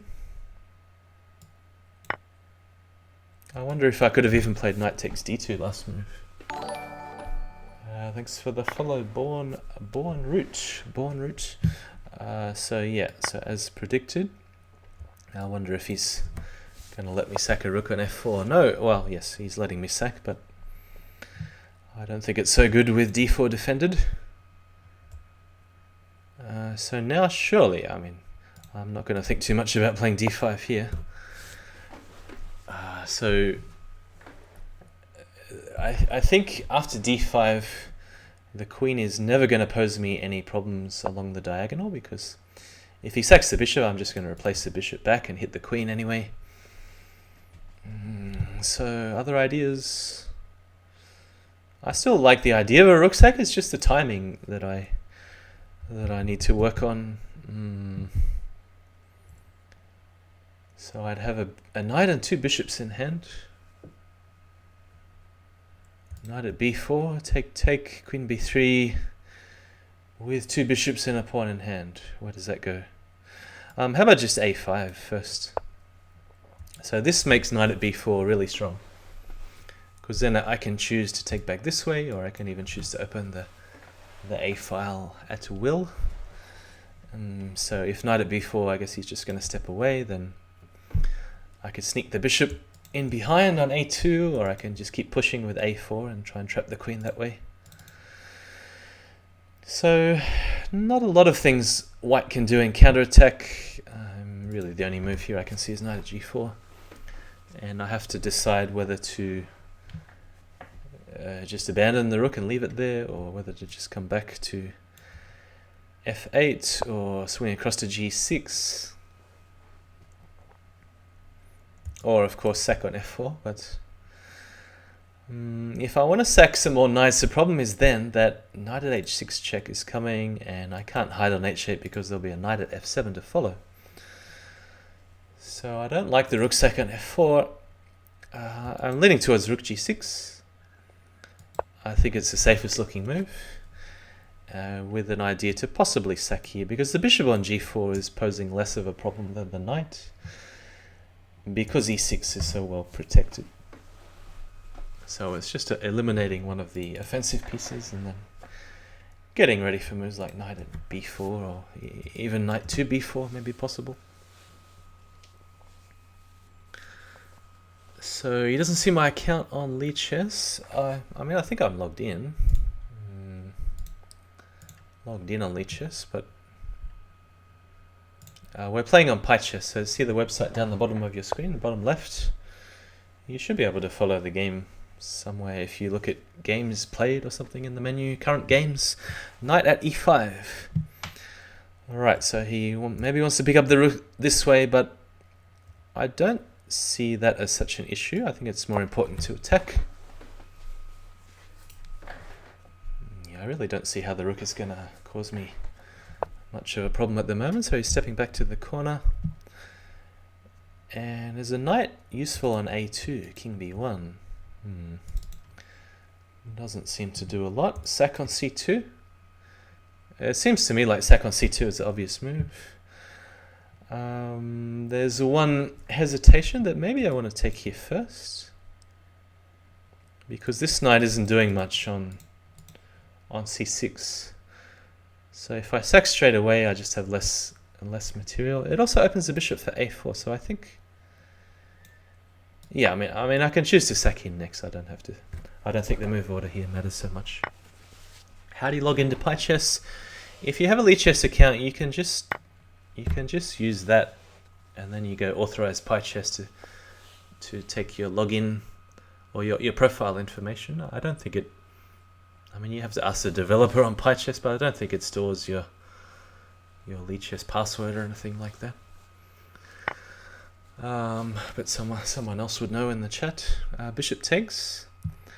So he hasn't gone for the rook, so he has no heavy piece in hand.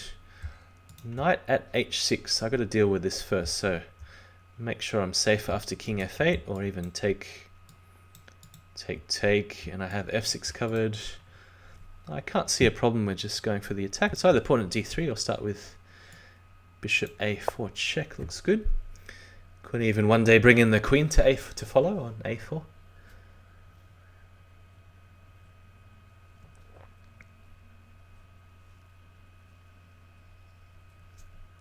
So Crazyhouse 960 is well, I mean I think the main thing for me in future matches is to just be alert and focused, and make sure your mind is fully on the task and have no other things going on around you, because it's already a difficult enough game as it is, but with streaming and playing at the same time, it's not letting. I've never had that issue before. I just log in on lichess, I log in on PyChess, it asks me to authorize, I click authorize, and that's all I have to do. So I haven't had any such issues before like that.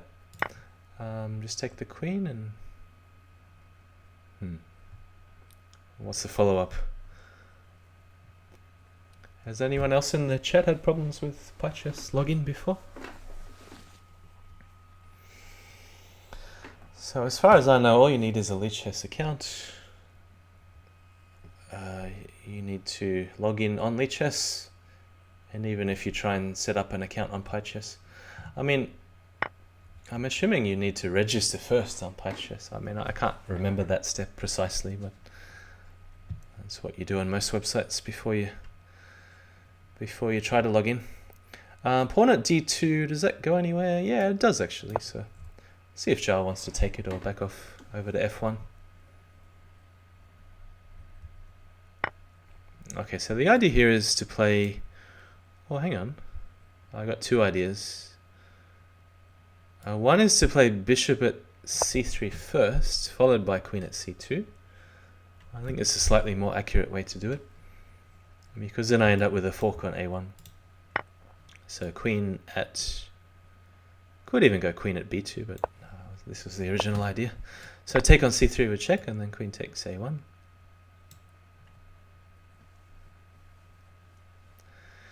And then we start looking for a mate. So again, we notice that, what's this? This page isn't working. Lichess redirected you too many times. Now, is that a lichess issue or is that a PyChess issue? I'm not sure.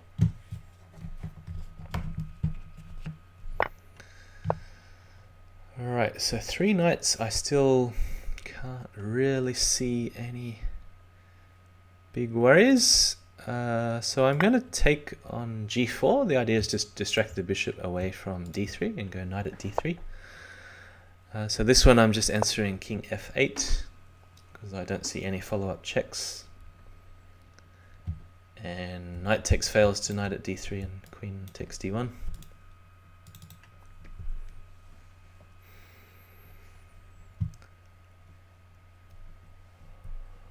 But yeah, to play Crazyhouse 960 at a decent level, you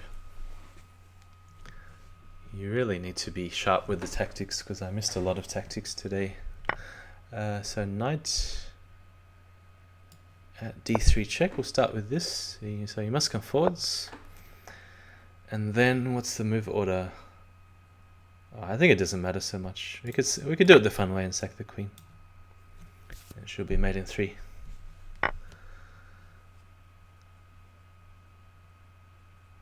We could even bring the queen out to a4, as predicted before. So, rematch. So yeah, as I said, born root, I never had that problem before with lichess redirecting you. Have you been doing things on other sites involving lead chess. E takes d5. e5, right, so I used to play this like 20 years ago in Bughouse. I never thought it was very good, but I'm not really sure what the response is here. Knight c3 we'll start with, just defend the pawn. So the best thing to do would be to go bishop b5 check and then go en passant, but yeah, that's kind of illegal. Knight f3. So this is a very aggressive move, a very aggressive opening from Jal. Not quite what I'm used to from him. So bishop b5, queen e2 is another idea. Just trying to take here directly.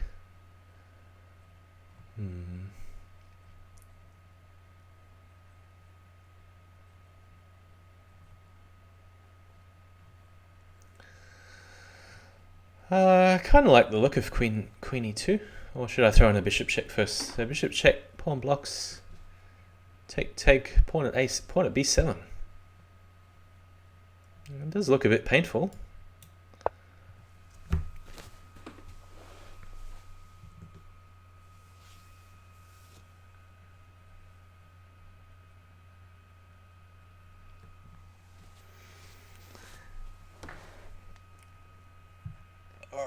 Yeah, the thing is, if he blocks, yeah, I used to play e5 in Bughouse. I'm talking 15 to 20 years ago. It wasn't so bad. I mean, I could imagine Jasugi doing something similar. Because, you know, now the game is more about speed than anything else, and you know, controlling the piece flow. The game has evolved quite a bit. But of course, if you have a high piece flow and you get the pieces you want, then playing that opening works out okay. You know, if you can follow up e5 with bishop c5 and doing the sorts of things that you're doing, imagine that with an army of pieces in hand. But yeah, obviously very risky opening, and it does depend a lot on the other board. So king f1, or I think we just block. Oh, his idea is just to take back on b7, I suppose. So anticipating this, perhaps I should instead block with the pawn. More aggressive if he's just going for queen takes b7.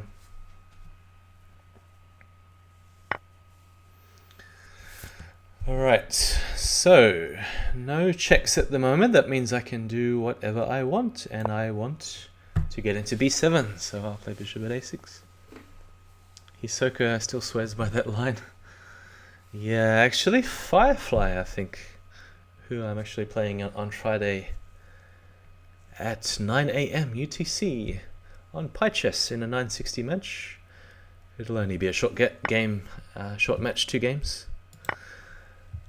But Firefly had the best line on Fix, where I think he just developed quietly after e5 with knight c3 and knight f3, and then there was some queen e2 move at the right time. Or was it knight c3 something, and then bishop b5 check, c6, and then queen e2? Maybe that was it. Because the e5 pawn is really annoying to defend if the queen is already on e2 and threatening a check on e5. So queen, yeah, sorry Born Rude, I can't help you because it may be a lead chess issue. I have to know more details about exactly what's going on, and probably other guys here know a lot more about that than I. So he's a couple of moves away from castling. That's the first thing I notice. I don't think it's really much use putting the pawn on b7 because, well, I mean, it's still some use putting the pawn on b7, but I've got to calculate carefully if I want to open up the d file in that case, and then go d takes e5 to follow, because there could be some intermediate check. Rook e1 is definitely a move to consider. Yeah, I do very much like the look of rook e1.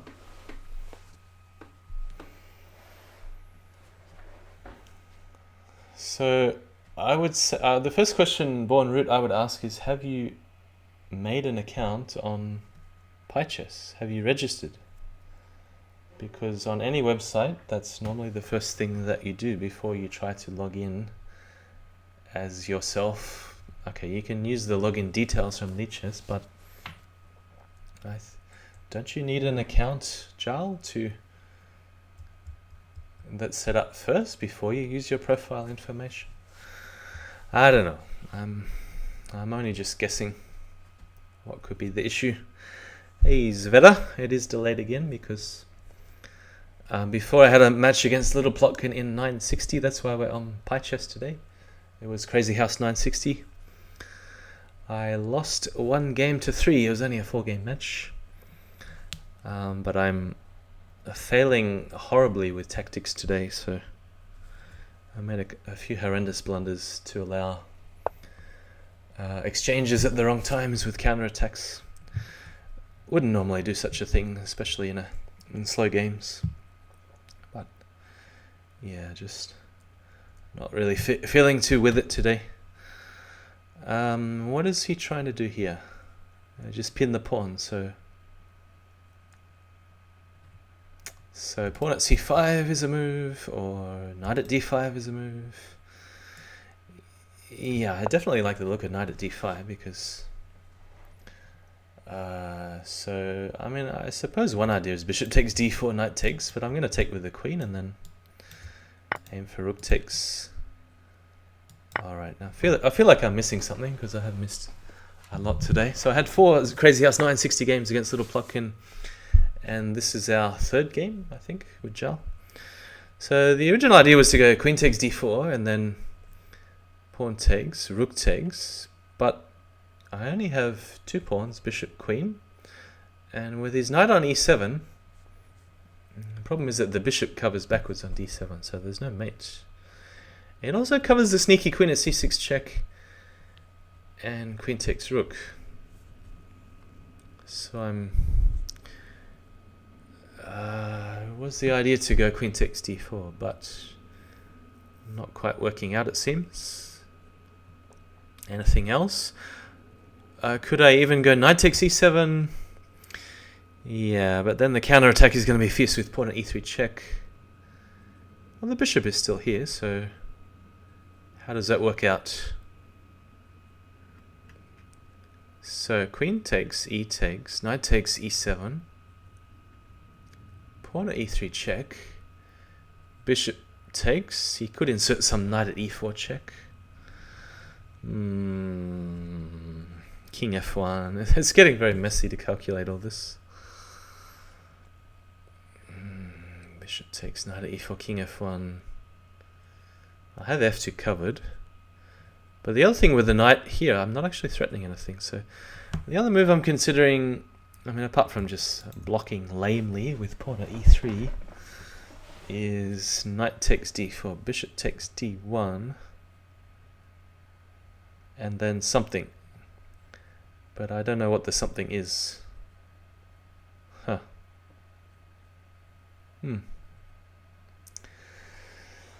Yeah, well,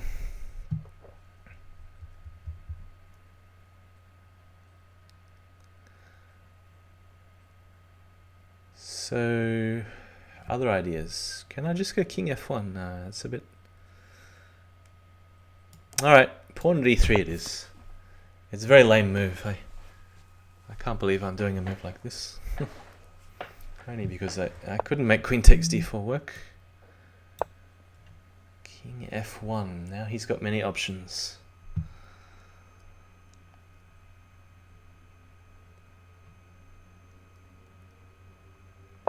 Pawn at h3, pawn at f2, etc. Alright, well, let's start with throwing in a check. Try and make him waste a pawn. 15 seconds. Yeah. Take. Pawn here, there, take. I think I just have to get rid of the queen because At least with only minor pieces and pawns, there's less chance of falling into a mate. Well, let's take once and then come back. Still 3 pawns. Yeah, Jal, my partner's doing a really bad job here with the pawns. Can't believe my dumb partners gave away so many pawns. So he's going to take this at some moment. Preferably for him when it's check. I mean, there's nothing wrong with just knight takes e7 either. I'm not threatening anything. So which piece do I need to get rid of? Yeah, can I? I can't really afford to. No, I gotta take it. So something is gonna land on g5. Is he gonna put a new knight on or the old one? So running this way is the hope.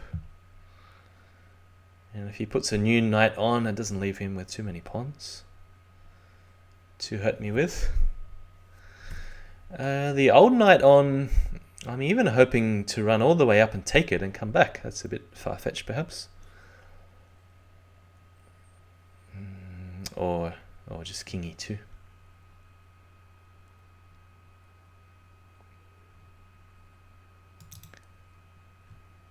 So it's a bit outrageous. King g4. Oh, there's knight at f2 and knight takes queen.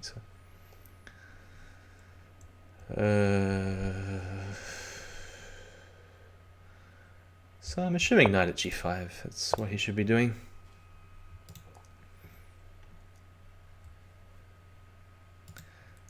Question is he going to use up all these pawns? Is he going to take back on e7? Is he going to try and find something better?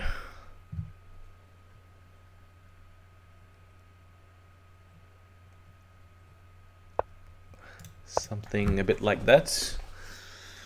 Alright, so the main danger here is the fact that the bishop is unprotected, so queen at c5 and queen takes bishop is the issue. Can I pull the knight back and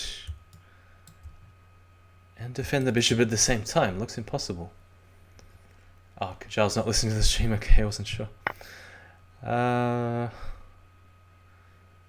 Looks impossible.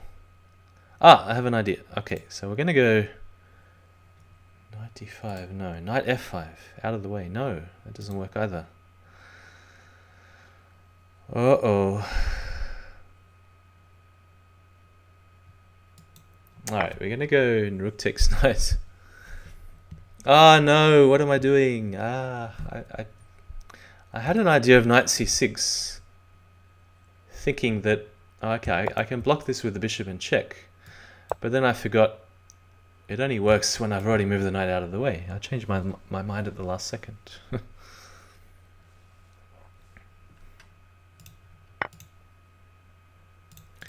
Yeah, so bishop at, I think, still avoids getting mated instantly.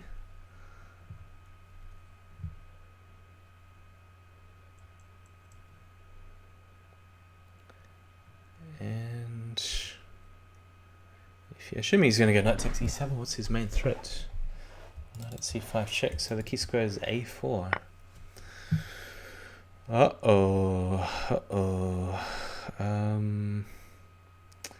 Yeah, that's probably a bit too much. Ah, yeah, that just loses. Alright. Oh, resign. The problem is after pawn to a4 that knight at c5, king a2.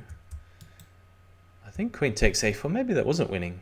Queen takes a4, something blocks. Pawn here. Yeah, we're still mating on c2 anyway. I think knight at c5 is just winning.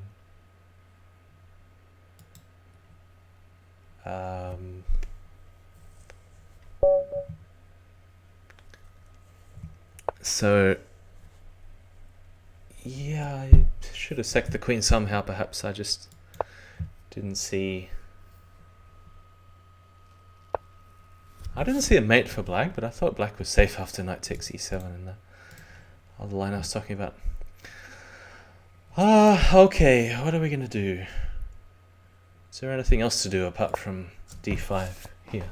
We'll go d6. Alright, at least here I can hope to one day push e5.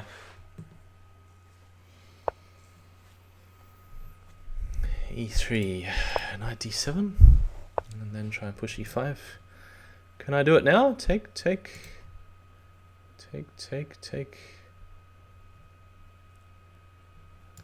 I don't know, I normally do this sort of thing without thinking, without calculating.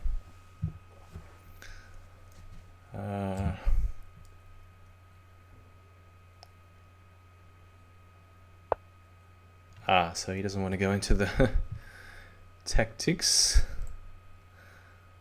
Alright, fine, we just defend bishop e7.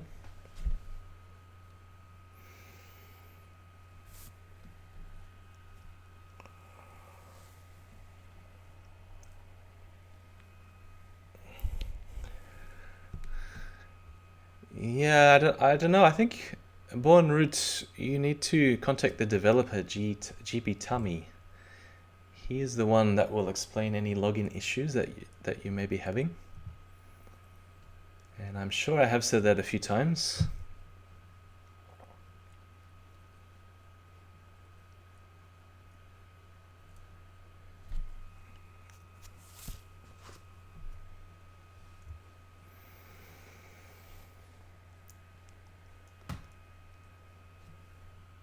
Haha, Jal says, pure essence always e5s me in this line in Bughouse.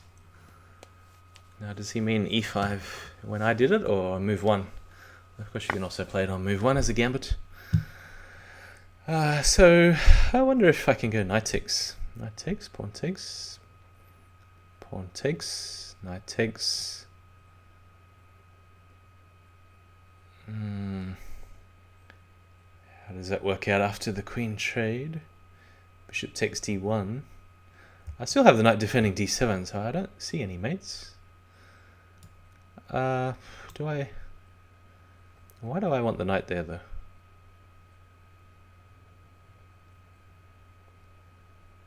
Nah, I'll change my mind again. I'll go bishop takes.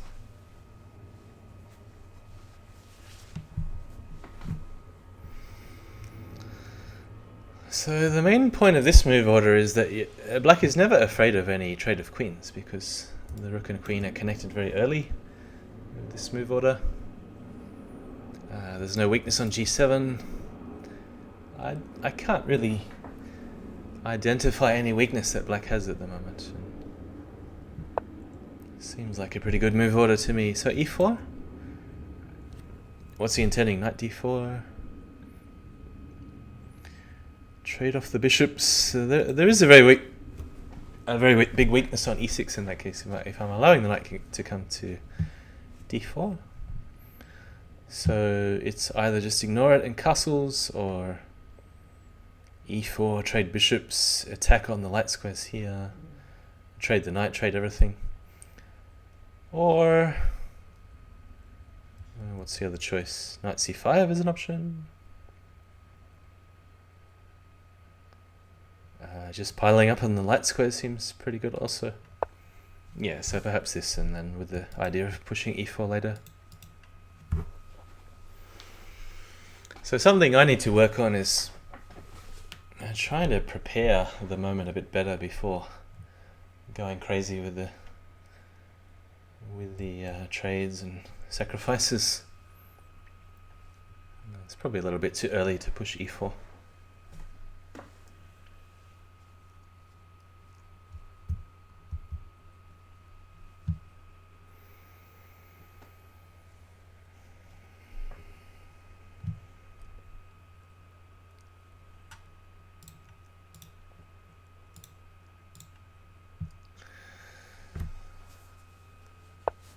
So knight bd2, trying to slow down this e4 push. So knight c5 looks pretty obvious, or just castling looks good.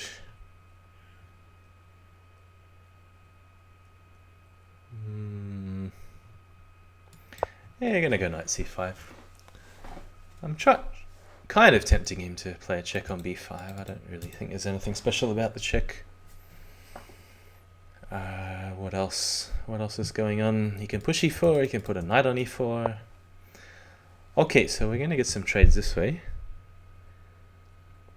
Does he want all my bishops, or what's the idea? Is he going to go knight takes and then bishop takes? He wants to collect all the bishops.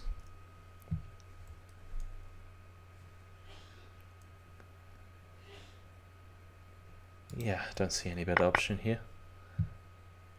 Just at the last second I saw... Oh no, I was hallucinating. So okay, we'll trade again. So we go back to the balance of knights and bishops. Alright, so now we do something to attack. Now I feel like is the right time. But how? Bishop at a6 could be a useful move. Knight at e4 or knight to e4. Pawn e4.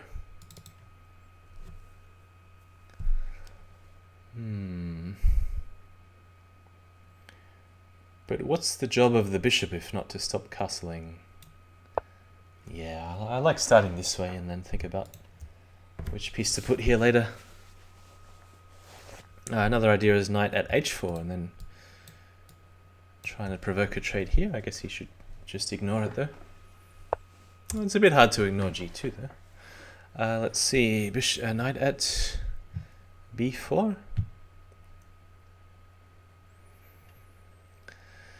Yeah, I have made this knight seemingly a little bit misplaced. I was expecting a4. He's hoping for bishop takes, rook takes, knight takes, bishop b5 check. So I was even thinking now just to back off to d7, or let's have a look at knight takes. What's he planning if knight takes? I'm not sure. Perhaps he just wants to castle. Oh, hang on, I shouldn't be pre-moving this. Maybe there's a better move like pawn at e2 or knight at h4 to consider. Yeah, so perhaps I shouldn't be in a hurry to take this rook back, because pawn at e2 is rather disturbing for white. Queen a1, bishop takes, queen takes comes with check. And the other idea is to go knight at h4. It's a bit of a crazy idea just to leave the rook hanging. But I think it's a very interesting play because I'm just trying to make his king feel as unsafe as possible before I decide to take this back. And I'm not sure whether he can allow knight takes g2. So bishop takes was the idea. And of course wanting to sack on f2 at a certain moment.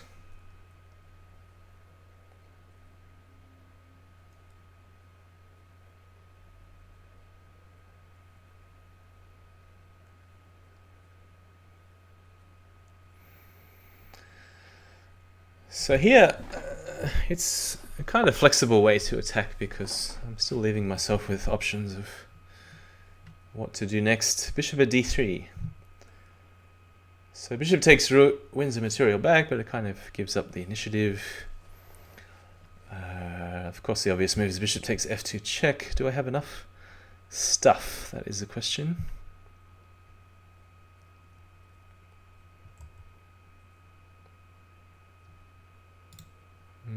Yeah, I mean I think I have to do it before castles. It's the right thing to do. Queen h4 check. Something blocks. Not all that convincing. But which piece to take first? Pawn at g3 check, of course, is a move. Just struggling with too many options.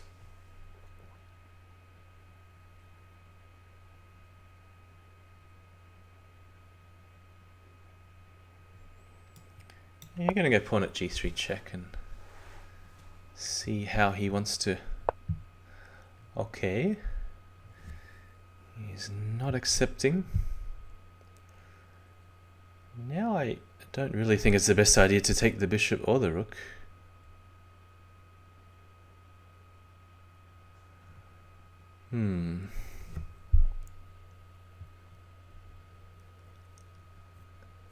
What about a move like pawn at c4? Is that any good? I don't know, perhaps I just don't get enough material back in this case. I just didn't want to completely hand over the initiative to white after bishop at b5 check.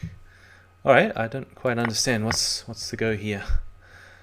I'm gonna take lots of stuff and threaten rook at f2, but oh, hang on, what?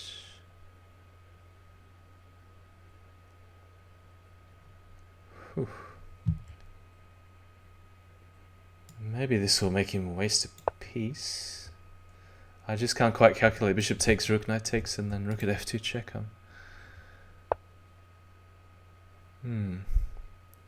That wasn't very helpful at all.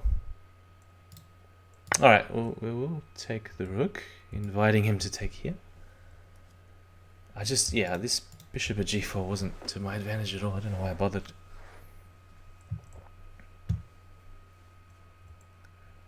Queen takes a4 is also possible, to give the king a little bit more room.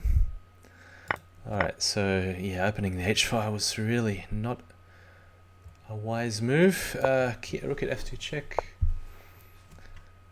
So bishop at c2. The thing is, I don't actually see any sequence of checks. And I suppose in this line it's a moot point whether the pawn's on h3 or g4, because it doesn't matter. I don't think he's getting anywhere with this pawn here. Takes, check, takes, knight at g7, king f8. Ah, what? He has everything covered. Nah, not everything. Bishop at a4 check. Now I've got to decide whether to take the knight or take whatever he blocks with on b3.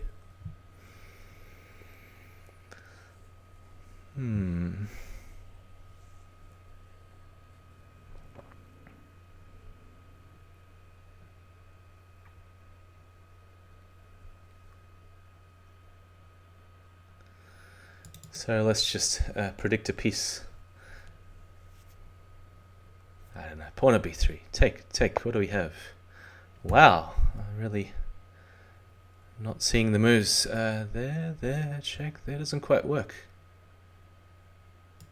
Hang on a minute. There is a sneaky rook b8 check. You know, I was thinking queen b8 check. Now, I'm just hoping there's no good way for him to block without giving up. I didn't really calculate this. I just thought he's got to block with something. And whatever he blocks with, I'm going to... Oh, no, I can't take it that way. That isn't working out at all. Okay, but now I go back to the idea of taking on c6. Or does rook take win? I'll just take on c6. Okay, so knight at b3 is the threat. Yeah, so perhaps... let me just hopefully finish this game.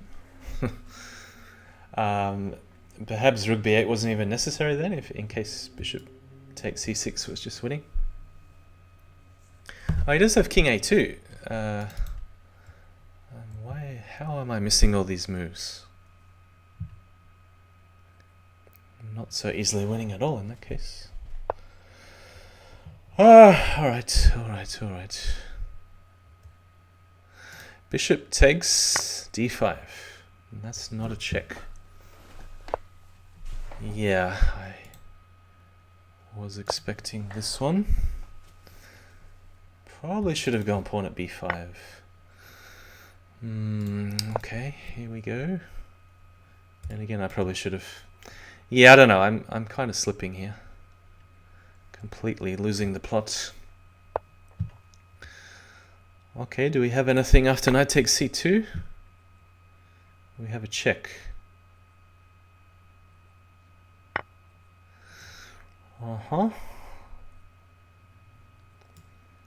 Probably something like rook at f2 is a safe move in defense as well as hitting the bishop. Yeah, actually I have no idea who's winning. I feel like I'm a lot of pieces down. Not so easy to break through these light squares. So take. Bishop blocks.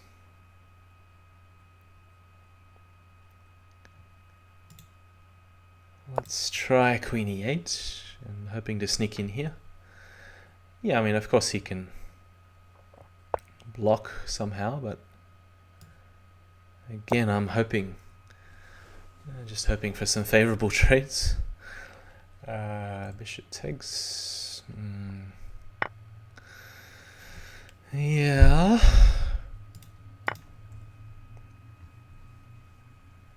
I probably should have kept the rook on the board.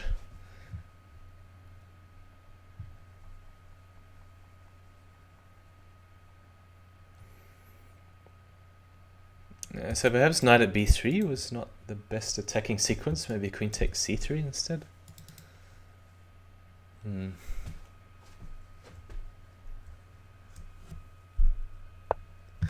Alright, he's gone for it. Take that way. Huh.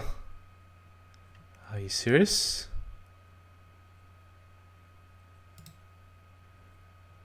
Well, I probably have to check. Yeah. Oh, what am I doing?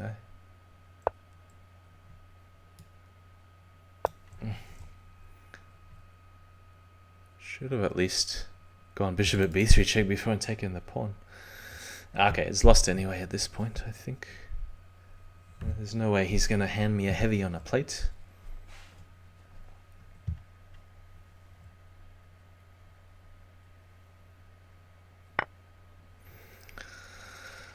Yeah.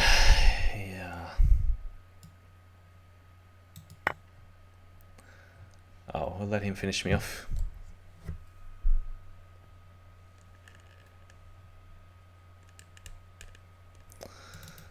Yeah, I'll resign again. I think the key moment was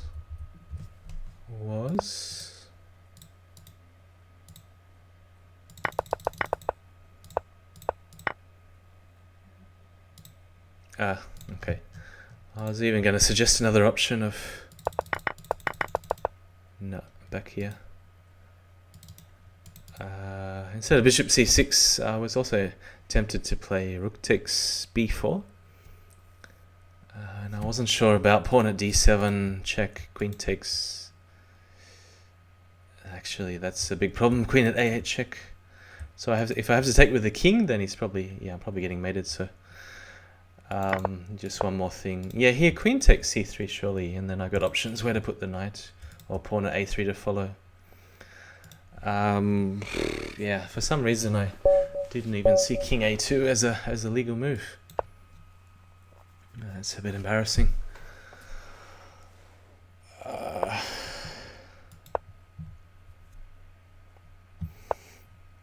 It's already been a pretty long day.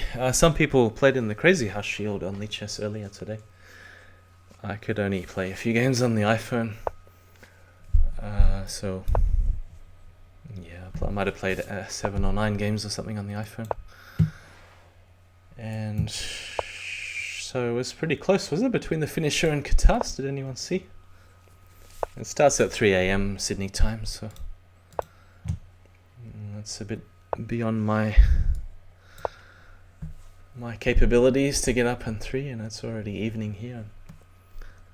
So probably soon I'll call the last 2 games. Have we had an even number of games? Did I start with the white pieces? Was it e4, e6? So yeah, I think it's a good time. I'm getting a bit dizzy and confused. So Jar, last 2 games. We're gonna go knight d5. Surprised Jar's playing into our main line. Maybe he wants to learn some opening moves. So often on weekdays, like I've already forgotten what day it is. Tuesday, I get time to get up and go to work and come back and get dinner and play some Crazyhouse, and then it's about time to go to bed. So I don't get a lot of time for other things.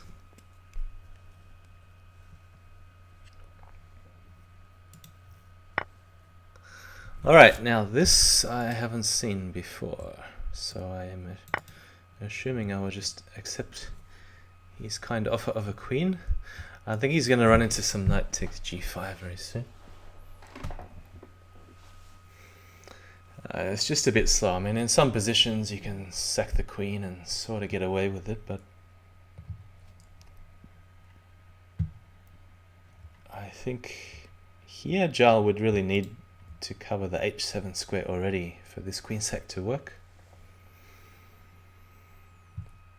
And if he doesn't take, of course, the queen is coming back here at the very least, so knight takes g5, the obvious move.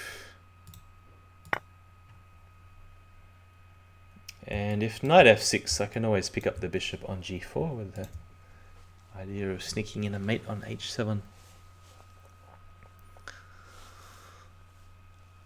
So he's going to play d4 against me next game. I've got to think of another thing I can do. Actually, the opening was okay. I might see if he wants to vary somewhere. I'm quite happy to play the same opening again. d6, knight f6.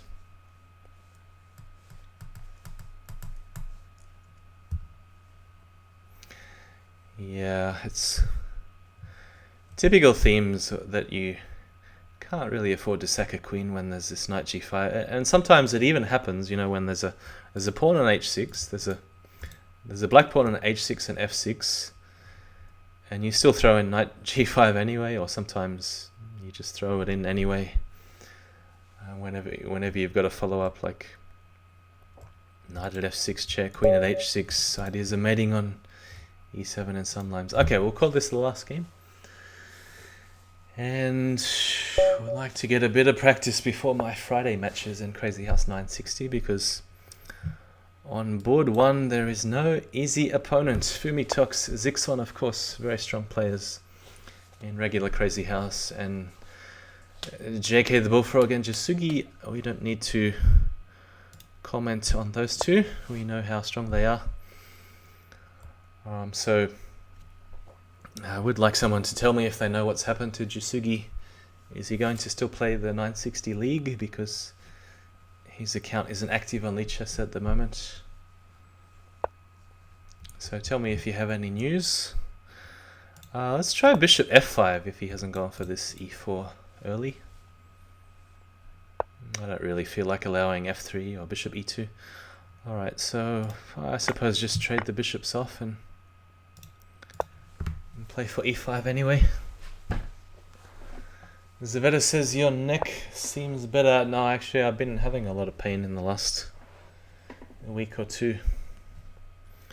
I think it's just being on holidays for so long and then going back to a lot of verbal expression, you know, projecting my voice a lot to groups of kids, and I find that I'm often out of breath. So yeah, he's trying to stop e5, I suppose. Although I'm not really afraid of a bishop sack, but I think I could try bishop at g6, still with hopes to play e5. It always used to be on the right hand side, which is, well, of course you're left on the screen, but I'm getting it a lot this week and last week on the left hand side. And at the moment it's just this continuous dull ache and a kind of throbbing. It's a bit like, imagine having a headache in your neck. I can't really describe it any better way. So I'm certainly not playing this. Has Plotkin punished me today with a queen sack, and then there was some good follow-up pressure on the light square. So e6, I suppose.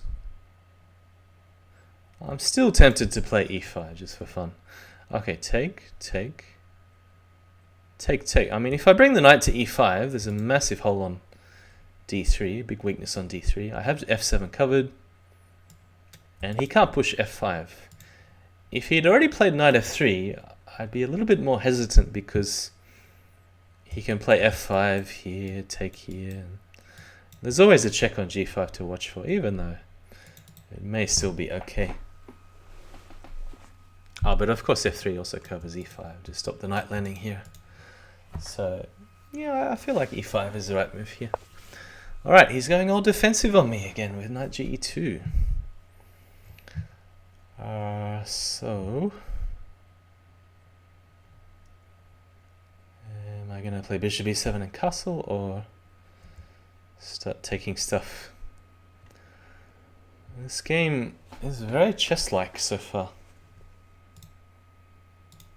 Not really my cup of tea. Let's make it crazy.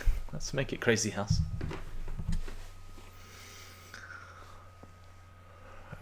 So I feel like his whole point is to try and limit the scope of the light pieces, the minor pieces. Queen h4. So it's a typical way, in chess also, similar ideas to take advantage of the fact that the knight can't come to f3 so easily. I think we've only exchanged one bishop so far in the whole game. So yeah, expecting h3. And what comes next?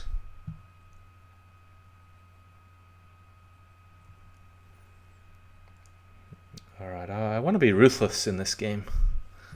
How do we be ruthless here? So I need a pawn for f2 and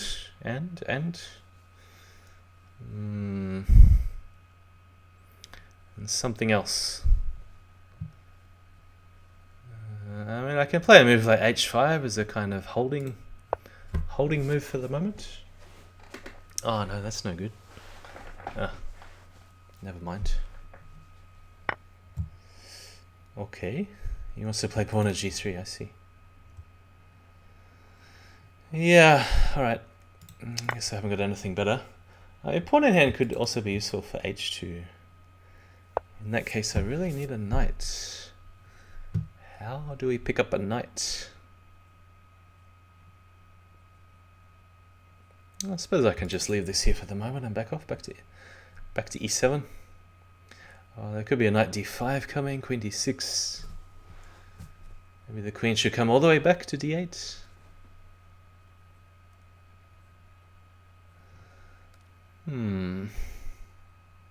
Any use throwing in pawn at f2 check? I mean, is there really any point?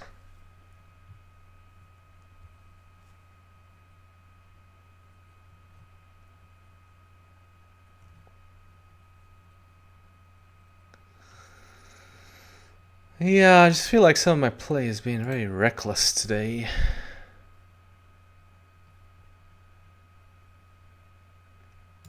Yeah, I'm gonna go. I didn't want to go queen d8 and commit the queen there so early, because I mean it still has ways to cover knight takes c7, and I really want to leave the castling options open.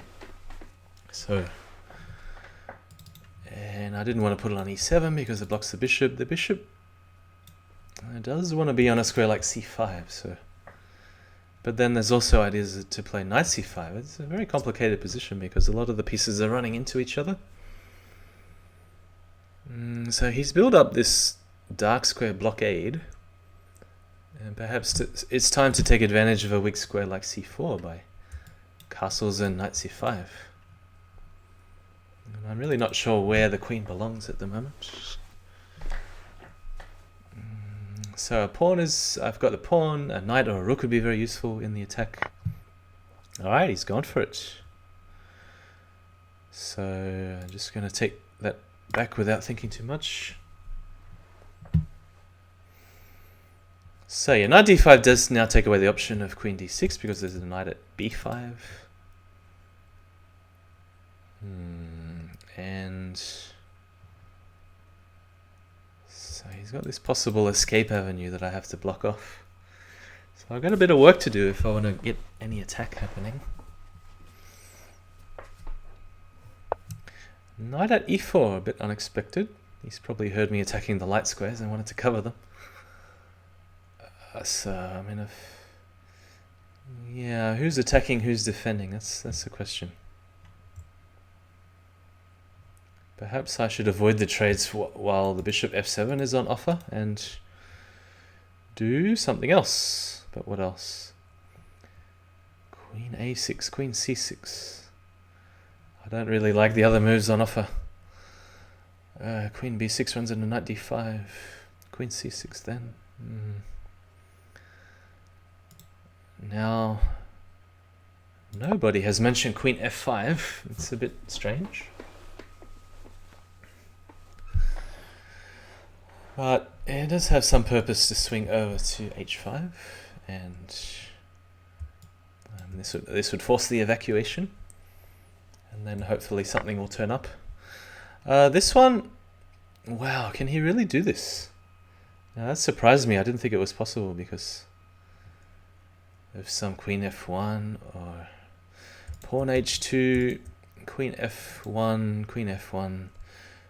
What do I have left? A pawn and a rook. Rook at knight takes, pawn takes, check. King takes is forced. But I only have a pawn and a knight. It's not enough.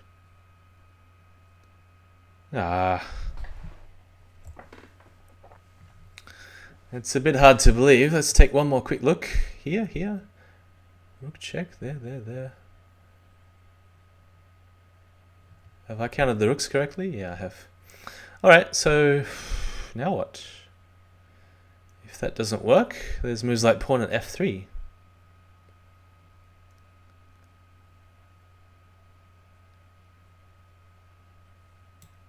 Yeah, it also helps to block the attack on f7. Yeah, I gotta watch the clock. I mean, I could possibly throw in pawn at h2 at the right time when I so decide. I'm still not decided yet which piece to take back on e5. Knight takes looks good, but could be some potential knight d4. Okay, knight f4. Let's go a bit faster. Just go knight takes e5. Or should I take here? Yeah, alright, we'll take here first. Watch the time, 11 seconds. King takes. Kind of missed this move. King takes, alright. We'll go for a kind of flexible move to keep the options open. Where to put the pawns. I'm sure a queen sack is going to be good at some point. Maybe a castles. Alright, so he's blocked out that. Yeah, let's castle now, and with ideas of sacking the queen on e4.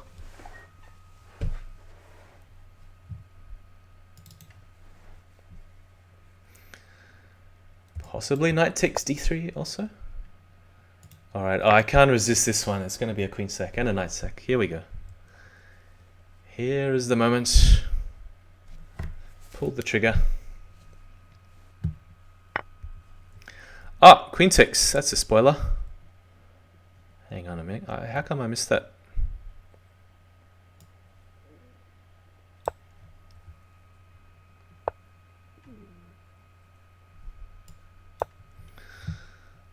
I still want to play queen takes knight. Alright, perhaps one more move before queen takes knight. Perhaps it's more sensible to take a knight this way. Yeah, because I gotta watch the counter attack. Queen a8, for instance. Oh, I'd be ashamed to lose this game. I feel like I had a big edge. Ooh, hang on a minute. No, it doesn't work. I'm just thinking of different ways to sack the queen. I mean, that's pretty much all I ever look at. Ways to sack the queen. If I need to evacuate over to a5, it's not really that safe though.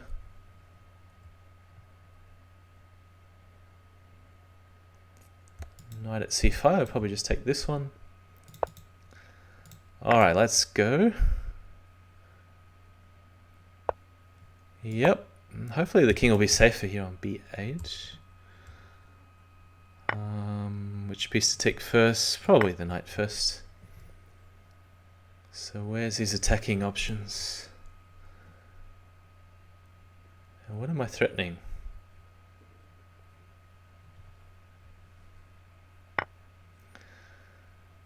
Alright, this looks like a threat. Knight at h1. I don't want to give him too many knights if I'm doing a non-check move. Probably take with a knight. Yep. And oh, the knight is so strong as a defender. Can't believe it. Huh. Alright, I'm hoping he's doesn't have any counterattack, but maybe sadly mistaken.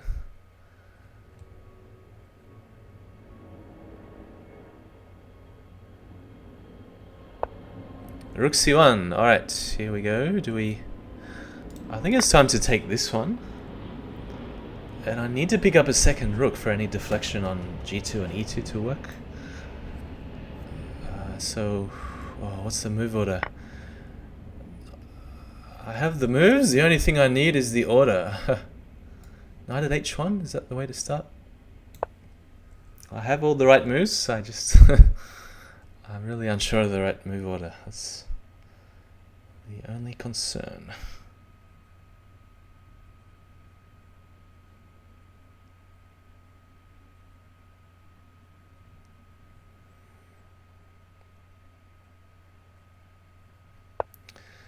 Alright, f2.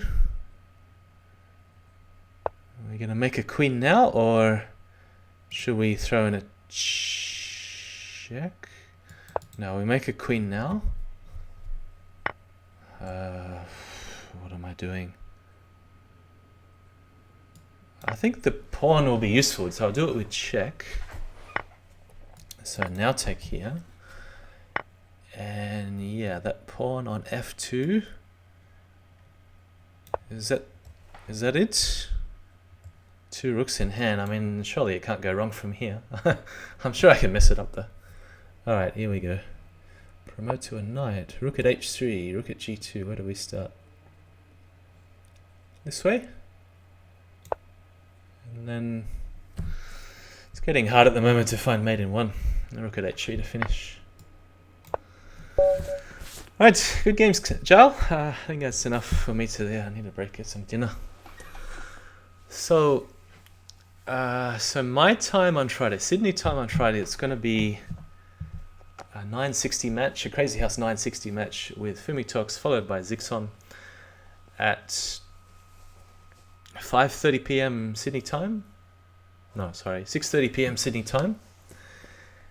And 8 p.m. Sydney time, which is 7:30 UTC on Friday morning, and 9 a.m. UTC on Friday morning.